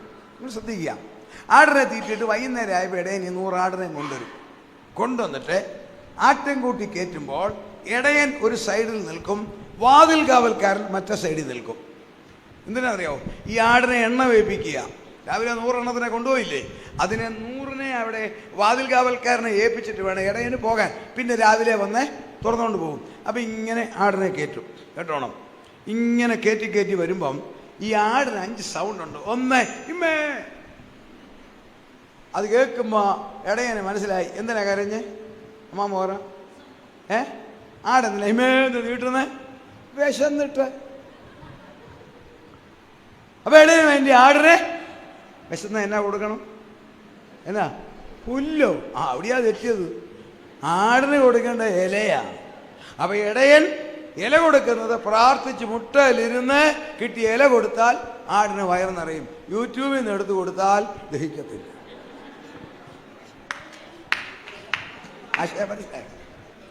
2, അടുത്ത കേട്ടോണം. ഈ തീറ്റയെല്ലാം ഇലയെല്ലാം കൊടുത്തു കഴിഞ്ഞാൽ ആട് ഇവിടെന്നൊരു കരച്ചില്ല. എന്നാന്നറിയോ? ആൻറ്റിക്ക് അറിയാൻ മേലെ, ഞാൻ പറയാം. ആടിന് ദാഹിക്കുന്നതിന് ഒറിജിനലായിട്ട് കൊടുക്കുന്ന പിണ്ണാക്കൊന്നുമല്ല, നല്ല ശുദ്ധജലം. അപ്പോ ഇടയനെ മനസ്സിലായി, എൻ്റെ ആടിന് ദാഹിക്കുമ്പോൾ ദാഹം തീർക്കാൻ ആത്മാവിലും സത്യത്തിലും ആരാധിച്ചു കഴിയുമ്പോൾ അകത്തെ ആത്മാവ് പറയും, ഞാൻ തൃപ്തനായി സ്വർഗമിടയിൽ സന്തോഷിക്കും. ആ 3ാമത്തെ ശബ്ദം നല്ല ഇടയനെ പിടികിട്ടത്തുള്ളൂ. ഇങ്ങനെ നിൽക്കുക ഇടയൻ, വാതിൽക്കാരൻ അപ്പുറത്ത് ഇങ്ങനെ ആട് പോവുക. ഒരാടിങ്ങനെ വരുമ്പം മാത്രം ഈ മേയില്ല. ഇടയന് പിടി കിട്ടി സമ്മതം. ആ ആടിനെ ഇങ്ങോട്ട് മാറ്റി നിർത്തും. ആ ആടിനെ ഇങ്ങോട്ട് മാറ്റി നിർത്തും. അപ്പം ഇടയൻ ചെക്ക് ചെയ്തപ്പം വീരപ്പട്ടിക്ക പോലെ ഇരിക്കുന്നു വയറ്. എന്നാന്നറിയാവോ? ആ ആട് ഇതിനിടയ്ക്ക് ഒരു പണി പോയി, ഒറ്റത്തീറ്റയ്ക്ക് പോയി. അപ്പം ഇടയന് മനസ്സിലായി കഴിഞ്ഞ വെള്ളിയാഴ്ച ഇവിടെ ഇല്ലായിരുന്നു. കഴിഞ്ഞ വെള്ളിയാഴ്ച ഈ ആട് ഇവിടെ ഇല്ലായിരുന്നു, കോതമംഗലത്തായിരുന്നു. അവിടുന്ന് കിട്ടി, അവിടുന്ന് ശരിക്ക് വിഷമം കൊടുത്താ ഇങ്ങോട്ട് വിട്ടിരിക്കുന്നത്. ആ വിഷം ദഹിക്കാതെ വയറ്റ് ഭും ഭും എന്നിങ്ങനെ വീർത്ത് കിടക്കുക. ഇടയന് മനസ്സിലായി, ആ കഴിഞ്ഞ വെള്ളിയാഴ്ച ഈ ആട് ഇവിടെ ഇല്ലായിരുന്നു, കോതമംഗലത്തായിരുന്നു, ശരിക്ക് കിട്ടി. പിന്നെ ഇടയൻ വിടത്തില്ല, ശ്രദ്ധിക്കണ്ടേ. ഇടയെ സഞ്ചിക്കാത്ത ഒലിവ് ഓയിൽ എടുത്ത് വായിലോട്ടടിച്ച് സ്തോത്രം പറഞ്ഞ് പ്രാർത്ഥിച്ച് ഒഴിച്ചങ്ങോട്ട് കൊടുത്ത് അത് കഴിച്ച് 2 പ്രാവശ്യം വയറ്റിൽ നിന്ന് പോയി കഴിയുമ്പോൾ സംഗതിയൊക്കെ പിന്നെ മേലാൽ ഒറ്റത്തീറ്റിക്ക് പോകത്തില്ല. 4മത്തേതാ വേറൊരു കാര്യം, അത് നല്ല ഇടയരെ പിടികിട്ടത്തുള്ളൂ. ആടിങ്ങനെ പൊക്കോണ്ടിരിക്കും, ഇത് ഇമ്മയും വെക്കത്തില്ല, ഉമ്മായും വെക്കത്തില്ല, ഒന്നും വെക്കത്തില്ല, തല ഇങ്ങനെ വെട്ടിച്ചോണ്ട് പോകും. തല വെട്ടിക്കുന്ന ആടിനെ കാണുമ്പോൾ ഇടയന് വെടി കിട്ടി മാറ്റി നിർത്തും. എന്നാന്നറിയാവോ? ഈ വഴി തെറ്റാൻ എളുപ്പമുള്ളൊരു ആടായത്. ഈ ആട് തിന്നാൻ പാടില്ലാത്ത ഇലയുടെ കൊണ്ട് തലയിട്ടു. തലയിട്ടപ്പം ആ ഇലയുടെ അകത്തിരുന്ന ഹെർബ്സ് ജീവി ഈ തലയിൽ കയറി പേൻ കടിച്ച പോലെ കടിച്ചുകൊണ്ടിരിക്കുക. ആശയം മനസ്സിലായോ? ഈ ആട് കൊണ്ട് ഈ ഇലയ്ക്കകത്ത് ആട് ഇടയൻ തട്ടി മാറ്റിയതാ, ഇടയനെ വെട്ടിച്ചു പോയതാ. പൊട്ടിച്ച് ചെന്നപ്പം ആ ഇലയുടെ അടിയിരുന്ന പൂച്ചി, നമ്മുടെ നാടൻ പക്ഷേ തലേ പേൻ കടിക്കുന്ന പോലെ കടിച്ചോണ്ടിരിക്കുക. അപ്പോൾ ഈ ഇടയന് മനസ്സിലായി, രാത്രി 10-10:30 ഭർത്താവ് ഉറങ്ങിയപ്പം, ഭാര്യ ഉറങ്ങിയപ്പോൾ, മക്കൾ ഉറങ്ങിയപ്പം മുറി അടച്ചിട്ട് സൂത്രത്തിനകത്ത് കണ്ടാണെന്നെല്ലാം കണ്ട് ആവശ്യമില്ലാത്തതെല്ലാം കണ്ടിങ്ങനെ അതും മാന്തിയിരുന്നു. വീട്ടുപ്രാർത്ഥന നടത്താതെ, കുടുംബ പ്രാർത്ഥന നടത്താതെ, തിരുവചനം വായിക്കാതെ, ആരാധിക്കാതെ ഇതും മാന്തി ഇതും കണ്ടുകൊണ്ടിരുന്നപ്പം അതിൻ്റെ ആ ക്രാന്തശക്തി വികാരത്തെ വല്ലാണ്ട് ബാധിച്ചു കഴിഞ്ഞപ്പോൾ ഇങ്ങനെ തല കുലുക്കുന്നതാ. ഇടയനായ ഇടയ സഞ്ചിയില് എണ്ണയെടുത്ത് തലയെ വെച്ച് പ്രാർത്ഥിച്ചു കഴിഞ്ഞാൽ മേലാൽ ഈ പരിപാടി ചെയ്യത്തില്ല. 5മത്തേത് സംതൃപ്തിയുടെ ശബ്ദം. ഇത് 5ഉം അറിയുന്നത് ഇടയനാണ്. വാടാത്ത കിരീടം. കരങ്ങളെ ദൈവത്തെ സ്തുതിച്ചേ. 1 നമ്മുടെ തേജസ്സിന്റെ ശരീരം. 2 നമ്മുടെ ശരീരത്തിന് ചുറ്റും തേജസ്. 3 നമ്മുടെ പേരുമാറ്റം. 4 നമുക്ക് പ്രതിഫലം. കർത്താവ് പറഞ്ഞു, എൻ്റെ നാമത്തിൽ 1 കപ്പ് വെള്ളം കുടിക്കാൻ കൊടുത്താൽ പ്രതിഫലമുണ്ടെന്നാ. നിങ്ങൾ ഈ മീറ്റിങ്ങിന് വന്നതിന് റിവാർഡുണ്ട്. കർത്താവിന് വേണ്ടി 10 രൂപ ഇട്ടാൽ റിവാർഡുണ്ട്. ദശാംശമല്ല കൊടുക്കേണ്ടത്. പുതിയ നിയമസഭ പ്രാപ്തിക്കും അതിൻ്റെ മീതെയുമാണ് കൊടുക്കേണ്ടത്. കർത്താവിന് വേണ്ടി കൊടുത്താൽ ദൈവമക്കളെ ഒരിക്കലും ദോഷം വരത്തില്ല. ഞാൻ നിങ്ങളെ ഒരു പിതാവിൻ്റെ സ്ഥാനത്ത് പറയുക, സാത്താനാ നമ്മളെ ശോധന ചെയ്യുന്നത്. കൊടുക്കരുതെന്ന് പാടില്ല. അനുഗ്രഹം ലഭിക്കണോ ആത്മീയമായി സാധുക്കൾക്ക് കൊടുക്കണം, ദൈവദാസന്മാർക്ക് കൊടുക്കണം. നാം ഏത് സഭയിലായിരിക്കുന്നോ ആ സഭയ്ക്ക് നിർലോഭമായി കൊടുക്കണം. എങ്കിൽ മാത്രമേ സ്വർഗം നമ്മളെ അനുഗ്രഹിക്കത്തുള്ളൂ. അവിടെ ചെല്ലുമ്പോൾ വല്ലതും കിട്ടണമെങ്കിൽ ഇവിടെ കൊടുക്കണം. പ്രൈസല്ലോ. ജോൺ സാറ് പണ്ടൊരു കഥ പറഞ്ഞ ആർക്കൊന്നും ഞാൻ നടത്തിയ ഒരു മീറ്റിങ്ങിൽ നമ്മുടെ കെ.സി. ജോൺ സാർ ഞാൻ പലയിടത്തും അദ്ദേഹത്തിൻ്റെ പേര് കോട്ട് ചെയ്ത് പ്രസംഗിക്കും. ഞാൻ ഇങ്ങനെ തന്നെ പറയും. കെ.സി. ജോൺ സാർ പറഞ്ഞാൽ ഒരമ്മച്ചി സഭയിൽ നിന്ന് മരിച്ച് സ്വർഗത്തിൽ ചെന്നു. സാറ് പറഞ്ഞതാ. സ്വർഗത്തിൽ ചെന്ന് കഴിഞ്ഞപ്പോൾ ദൂതന്മാർ ഇങ്ങോട്ട് സ്വീകരിച്ചു. അമ്മച്ചിക്ക് സന്തോഷം. വലിയ ബിൽഡിങ്ങുകളാണ് സ്വർഗത്തിൽ തേജസ്സിൻ്റെ. അമ്മച്ചിക്ക് നിറ്റക്കള്ളിയിൽ എൻ്റെ വീട് ഏതാ, അമ്മച്ചി ബഹളമൊക്കെ അത് കൊണ്ടുപോകാമെന്ന് പറഞ്ഞു. ഇങ്ങനെ ഭയങ്കര വീടുകൾ കാണുമ്പോൾ സാറ് പറഞ്ഞതാ, അമ്മച്ചി വരെ എനിക്ക് ഇത് മതി, അതൊക്കെ വേറെ ആൾക്ക് കൊടുത്തു പോയി, അമ്മച്ചിക്ക് ഇനിയുണ്ട്. അങ്ങനെ അങ്ങോട്ടൊരു വളവ് തിരിഞ്ഞപ്പം അതിപരിപൂറ്റൊരു ബിൽഡിങ് തേജസ് ഇങ്ങനെ നിഴഞ്ഞു നിൽക്കുക. അമ്മച്ചി പറഞ്ഞു, ഞാൻ മുന്നോട്ടേ വരത്തില്ല, എനിക്കിത് മതി. അന്നേരം പറഞ്ഞു, അമ്മച്ചി കഴിഞ്ഞ ആഴ്ച മരിച്ചുപോയി, അമ്മച്ചിയുടെ മുറ്റം തൂക്കാൻ വന്ന അന്നമ്മയുടെയാ. അമ്മച്ചിക്ക് സന്തോഷം. അന്നമ്മയ്ക്ക് കിട്ടിയത് കണ്ടപ്പോൾ അയ്യോ, അമ്മച്ചി പിന്നെ പോകുക അമ്മച്ചിയുടെ കാണാൻ. 4 വളവ് കഴിഞ്ഞപ്പോൾ ഒരു ചെറിയ വീട് കാണിച്ചു. ചേച്ചി പറഞ്ഞു, ഇത് അമ്മച്ചിയുടെയാ. ഉടനെ അമ്മച്ചി നാടൻ ഭാഷയിൽ എൻ്റെ പട്ടിക്ക് വേണം ഇത്. സ്വർഗത്തിൽ കൊണ്ടോ ഈ വേചനം. ഞങ്ങളുടെ വീട്ടിൽ അടിച്ചു വരാൻ വന്ന എന്നമ്മയ്ക്ക് കൊടുത്തു കൊട്ടാരം, എനിക്ക് തന്നിരിക്കുന്നത് ചെറിയ വീട്. ഉടനെ മാലാക പറഞ്ഞത്, അമ്മച്ചി ഇങ്ങോട്ട് എന്നതാ അയച്ചത്. അമ്മച്ചിയുടെ കണക്കിനകത്തുണ്ട് ദശാംശം കൊടുത്തത് 10 രൂപ. അമ്മച്ചി വേലയ്ക്ക് നിന്നവൾ കൊടുത്തത് 100 രൂപ. നോക്കിക്കേ, കൊടുപ്പീൻ എന്നാൽ നിങ്ങൾക്ക് കിട്ടും. ഞാനിവിടെ കാശ് പിരിക്കാൻ വന്നതല്ല, ബുദ്ധി ഉപദേശിക്കുക. കർത്താവിന് വേണ്ടി കൊടുത്താൽ ദൈവം അനുഗ്രഹിക്കും തീർച്ചയായും. 1 നമ്മുടെ ശരീരം തേജസ്, 2 തേജസ്സിന്റെ ആവരണം, 3 പേരുമാറ്റും, 4 പ്രതിഫലം. 5 1000 ആണ്ടിൽ ഈ ലോകത്തിൽ ജീവിക്കുവാൻ അതോറിറ്റി തരും. 5 അഞ്ചാമത്തേതാ ലൂക്കോസ് 22:28 1000 വർഷത്തിൽ എൻ്റെ പിതാവ് രാജ്യം നിങ്ങൾക്ക് നിയമിച്ചു തരും, ഞാനും തരുന്നു. 5 നമ്മൾ ഈ ലോകത്തെ ഭരിക്കും. 1000 ആണ്ടിനെ കുറിച്ച് പറയാൻ പോവുക ഞാൻ. 6ാമത്തെ പ്രത്യേകത കേൾക്കണമോ? നമ്മുടെ ഭാഷ മാറ്റും. ഈ ഭാഷ ഒന്ന് അവിടെ തേജസ്കരിക്കപ്പെട്ട് കഴിഞ്ഞാൽ മലയാളത്തിൻ്റെ പ്രസക്തി തീർന്നു. നിങ്ങൾ ചോദിച്ചേക്കാതെ എന്നാണ്? 6500 സംസാര ഭാഷയുണ്ട് ഈ ലോകത്തിൽ ഇന്ന്. ലെജിബിൾ അല്ലാത്ത 12000 ഭാഷയുണ്ട്. അപ്പോൾ എത്ര ഭാഷയുണ്ട്? 18500 ഭാഷയുണ്ട്. ഈ 18000 ഭാഷയിൽ രക്ഷിക്കപ്പെട്ട ഒരു സ്വർഗത്തിൽ ചെന്ന് മലയാളത്തിലും തമിഴിലും ഹിന്ദിക്കാരൻ ഹിന്ദിയിലും ഇംഗ്ലീഷുകാരൻ ഇംഗ്ലീഷിലും ജപ്പാൻകാരൻ ജപ്പാനിലും പറഞ്ഞ് ഇത്രയും അലമ്പ് വേറെ എങ്ങും കാണുക. അതുകൊണ്ട് നമുക്കൊരു ഭാഷ കിട്ടും. അതിൻ്റെ നിഴലാണ് 1 കൊരിന്ത്യർ 13 പറയുന്നു, ഞാൻ മനുഷ്യരുടെയും ദൂതന്മാരുടെയും ഭാഷകളിൽ. ദൂതന്മാർക്കൊരു ഭാഷയുണ്ടെങ്കിൽ ക്രിസ്തുവിൻ്റെ കാന്തയായ ദൂതന്മാരെക്കാൾ പൊസിഷനുള്ള നമുക്കൊരു ഹെവൻലി ലാംഗ്വേജ് കിട്ടും. അക്ഷരങ്ങളില്ലാത്ത പ്രത്യേക വിധത്തിലുള്ള ഒരു ഭാഷ നമുക്ക് കിട്ടും. ലിപി ഇല്ലാത്ത, അവിടെ എഴുത്തും വായന റീഡിങ്ങും ഇല്ല, ലിപി ഇല്ലാത്ത റീഡിംഗ് ഇല്ലാത്ത ഒരു ഭാഷ നമുക്ക് കിട്ടും. 7ാമത്തെ ഏറ്റവും വലിയ പ്രത്യേകത വെളിപ്പാട് 3:12 ഒന്ന് വായിക്കാം. വെളിപ്പാട് 3:12 ജയിക്കുന്നവനെ ഞാൻ എൻ്റെ ദൈവത്തിന്റെ ആലയത്തിൽ ഒരു തൂണാക്കും. അടുത്ത വാക്യം, അവൻ ഒരിക്കലും അവിടെ നിന്ന് പോകയില്ല. അടുത്ത വാക്യം, എന്റെ ദൈവത്തിന്റെ നാമവും കേട്ടോണം, എന്റെ ദൈവത്തിന്റെ നാമവും എന്റെ ദൈവത്തിന്റെ പക്കൽ നിന്ന്, എന്റെ ദൈവത്തിന്റെ പക്കൽ നിന്ന്, സ്വർഗത്തിൽ നിന്ന് തന്നെ ഇറങ്ങുന്ന പുതിയ യെരൂശലേം എന്ന എന്റെ ദൈവത്തിന്റെ നാമവും, അടുത്തതോ, എന്റെ പുതിയ നാമവും ഞാൻ അവന്റെ മേൽ എഴുതും. ദൈവമക്കളെ, എന്റെ നിങ്ങളുടെ തേജസ്സിന്റെ ശരീരത്തിൽ പുതിയ യെരൂശലേം പ്രവേശിപ്പിക്കുവാൻ 3 നാമം എഴുതും. 1 ദൈവത്തിന്റെ നാമം, 2 നമ്മൾ താമസിക്കാൻ പോകുന്ന വീട് പുതിയ യെരൂശലേം, 3ാമത്തേതാണ് ഏറ്റവും മാർവികം. കർത്താവ് പറയുക, എന്റെ പുതിയ നാമം. ഇന്ന് വരെ നമ്മുടെ കർത്താവിന്റെ പേരാർക്കും അറിയാൻ മേല. നമ്മൾ യേശു എന്ന് പറയും. അതേ യേശുവിനെ കുറിച്ച് എബ്രായ ഭാഷ പറഞ്ഞ യോശുവ എന്നാ. ഒറിജിനൽ എബ്രായ ഭാഷ യോശുവ എന്നാ പറഞ്ഞത്, യേശു എന്നല്ല, ജോഷുവ. ഇംഗ്ലീഷുകാർ പറഞ്ഞ ജീസസ്, തമിഴര് പറഞ്ഞ ആണ്ടവർ. എന്താണ് കർത്താവിന്റെ ഒറിജിനൽ പേരെന്നറിയാൻ പറ്റില്ല. പുതിയ നിയമത്തിൽ തന്നെ 14 പേരുണ്ട്. ഉദയ നക്ഷത്രം, ദാവീദിന്റെ താക്കോലുള്ളവൻ, അൽഫ ഒമേഗ. എത്ര പേരാ! യേശുവിനൊരു പേരുണ്ട് ദൈവമക്കളെ. ആ പേര് ഇന്ന് വരെ വെളിപ്പെടുത്തിയിട്ടില്ല.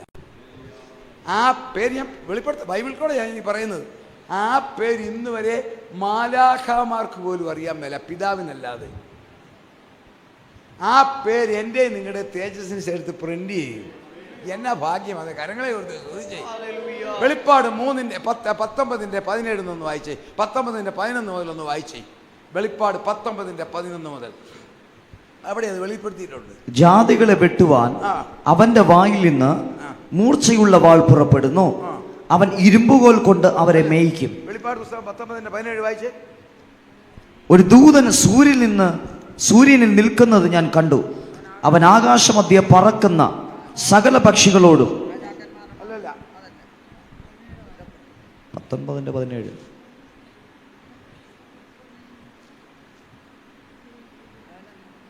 19:11 വെളിപ്പാട് 19:11. അനന്തരം സ്വർഗം തുറന്നിരിക്കുന്നത് ഞാൻ കണ്ടു. അടുത്ത കേട്ടോണം. ഒരു വെള്ളക്കുതിര പ്രത്യക്ഷമായി. അതിന്മേൽ ഇരിക്കുന്നവന് വിശ്വസ്തനും സത്യവാനും എന്ന് പേർ.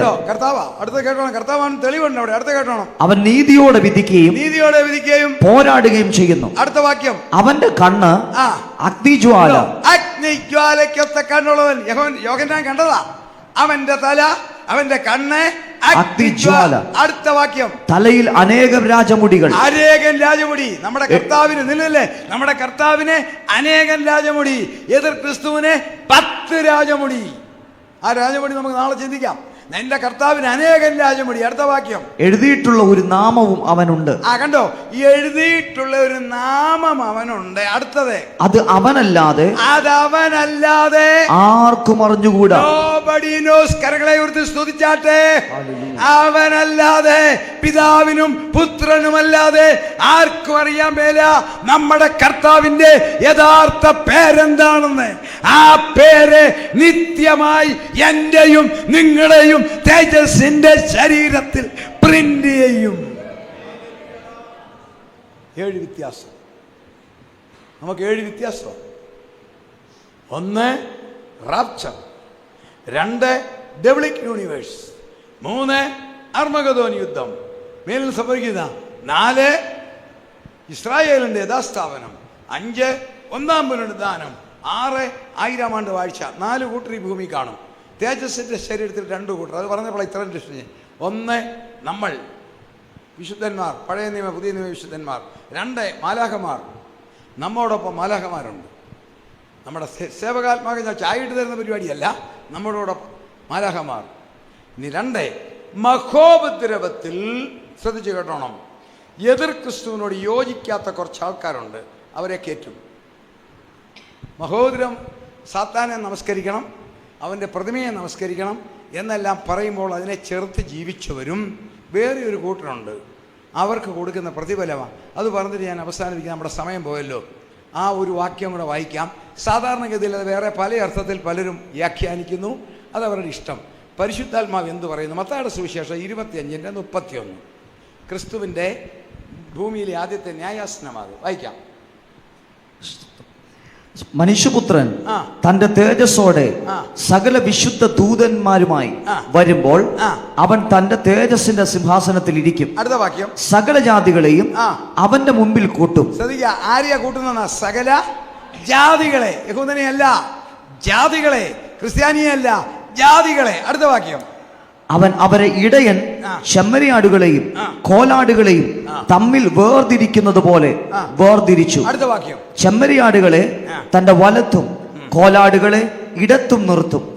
രാജാവ് തന്റെ വലത്തുള്ളവരോട് അരുളി ചെയ്യും, എന്റെ പിതാവിനാൽ അനുഗ്രഹിക്കപ്പെട്ടവരെ വരുവിൻ, ലോക സ്ഥാപനം മുതൽ നിങ്ങൾക്കായി ഒരുക്കിയിരിക്കുന്ന രാജ്യം അവകാശമാക്കിക്കൊള്ളുവിൻ. നിർത്തണ ദേവദാസനെ പറയുന്നത് കേട്ടോ. എന്റെ പിതാവിനാൽ അനുഗ്രഹിക്കപ്പെട്ടവരെ വരുവീൻ, ലോക സ്ഥാപനം മുതൽ നിങ്ങൾക്കായി ഒരുക്കപ്പെട്ട നിത്യതയല്ല, രാജ്യം അവകാശമാക്കാൻ. ഏതാ? സഹസ്രാബ്ദ രാജ്യം, ഇറ്റേർണിറ്റി അല്ല. ലോക സ്ഥാപനം മുതൽ നിങ്ങൾക്കായി ഒരുക്കിയ കിങ്ഡം. എന്താ നിങ്ങളെ കയറ്റുന്നത്? കാരണം പറയാം, വായിച്ചോ.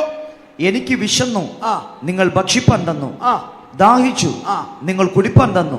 ഞാൻ അതിഥിയായിരുന്നു, നിങ്ങൾ എന്നെ ചേർത്തുകൊണ്ടു. അടുത്ത വാക്യം. നഗ്നനായിരുന്നു, നിങ്ങൾ എന്നെ ഉടുപ്പിച്ചു. രോഗിയായിരുന്നു, നിങ്ങൾ എന്നെ കാണുവാൻ വന്നു. തടവിലായിരുന്നു, നിങ്ങൾ എന്റെ അടുക്കൽ വന്നു. നമുക്കറിയാം, കർത്താവ് രോഗിയായിട്ടില്ല, രോഗത്തെ സൗഖ്യമാക്കിയേ ഉള്ളൂ. കർത്താവ് തടവിലായിട്ടില്ല, കർത്താവ് നഗ്നനായിട്ടില്ല, കർത്താവ് തടവിൽ കിടന്നില്ല, ഇതൊന്നുമില്ല. അവര് ചോദിക്കുന്നുണ്ട്, വായിക്കാം. അതിന് നീതിമാന്മാർ അവനോട്, കർത്താവേ, ഞങ്ങൾ എപ്പോൾ നിന്നെ വിശന്ന് കണ്ടിട്ട് ഭക്ഷിപ്പാൻ തരികയോ ദാഹിച്ചു കണ്ടിട്ട് കുടിപ്പാൻ തരികയോ ചെയ്തു? ഞങ്ങൾ എപ്പോൾ നിന്നെ അതിഥിയായി കണ്ടിട്ട് ചേർത്തുകൊള്ളുകയോ നഗ്നനായി കണ്ടിട്ട് ഉടുപ്പിക്കുകയോ ചെയ്തു? നിന്നെ രോഗിയായിട്ടോ തടവിലോ എപ്പോൾ കണ്ടിട്ട് ഞങ്ങൾ നിന്റെ അടുക്കൽ വന്നു എന്നുത്തരം പറയും. രാജാവ് അവരോട്, എന്റെ ഏറ്റവും ചെറിയ സഹോദരന്മാരിൽ ഒരുത്തന് നിങ്ങൾ ചെയ്തിടത്തോളം എല്ലാം എനിക്ക് ചെയ്തു എന്ന് ഞാൻ സത്യമായിട്ട് നിങ്ങളോട് പറയുന്നു എന്നല്ലേ ചെയ്യും. യേശുവിന്റെ ചെറിയ സഹോദരന്മാർ യഹൂദന്മാർ. സ്വന്തത്തിലേക്ക് അവൻ വന്നു, യഹൂദനായി ജനിച്ചു. എൻ്റെ ഈ ഏറ്റവും ചെറിയ സഹോദരന്മാർ, മഹോപദ്രവത്തിലെ യഹൂദന്മാർക്ക് പ്രധാനമായും കൈവിടപ്പെട്ടു പോയ ക്രൈസ്തവരാരെങ്കിലും ഗുണം പിടിക്കുന്നുണ്ടെങ്കിൽ അവർക്കും ഒരു ഗ്ലാസ് വെള്ളമെങ്കിലും കുടിക്കാൻ കൊടുത്താൽ അവർക്ക് കൊടുക്കുന്ന പ്രതിഫലം നിത്യതയല്ല, 1000 ആണ്ടിൽ പ്രവേശനമാണ്. ഒരു കാര്യം ഓർത്തോണം, അവരുടെ രക്തം, അവരുടെ പാപം യേശുവിൻ്റെ രക്തം കൊണ്ട് മാറിയിട്ടില്ല. അത് നിങ്ങളുടെ ഓർമ്മയിലിരിക്കണം. അവരുടെ പാപം കുഞ്ഞാടിൻ്റെ രക്തം കൊണ്ട് കഴുകിയിട്ടില്ല. പക്ഷെ 1000 ആണ്ടിൽ അവർ കയറ്റുമ്പോൾ സാത്താൻ ഭൂമിയിൽ ഇല്ലാത്തതിനാൽ അവരുടെ പാപം ഫ്രീ സ്റ്റേജ് ആയിരിക്കും. നമ്മളെ മത്സ്യമോ മാംസമോ ഫ്രീസറിൽ വെച്ച് കറണ്ട് ഉണ്ടെങ്കിൽ അതിരിക്കുന്നത് പോലെ സാത്താനും മൃഗവും കള്ളപ്രവാചകനും ഭൂമിയിലില്ലാത്തതിനാൽ ഇവരുടെ പാപം മാറിയിട്ടില്ല. അവരുടെ പാപം ഫ്രീസ് ആയിരിക്കും. അത് പ്രവർത്തന പദത്തിൽ ആക്റ്റീവ് ആകത്തില്ല. അവർ 1000-ാം ആണ്ടിൽ കാണും. അവരെ ഭരിക്കാനുള്ള ആൻറ്റിമാരും സഹോദരന്മാരുമായി ഇരിക്കുന്നത്. ഭരിക്കാന്ന് പറഞ്ഞാൽ വേറെ ഭരണമൊന്നും വേണ്ട, അവിടെ പോലീസും പട്ടാളമൊന്നും വേണ്ട.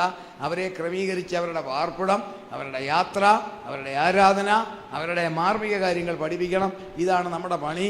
അതുള്ളവരാണ് ഈ ഇരിക്കുന്നത്. കർത്താവ് നമ്മളെ സഹായിക്കട്ടെ.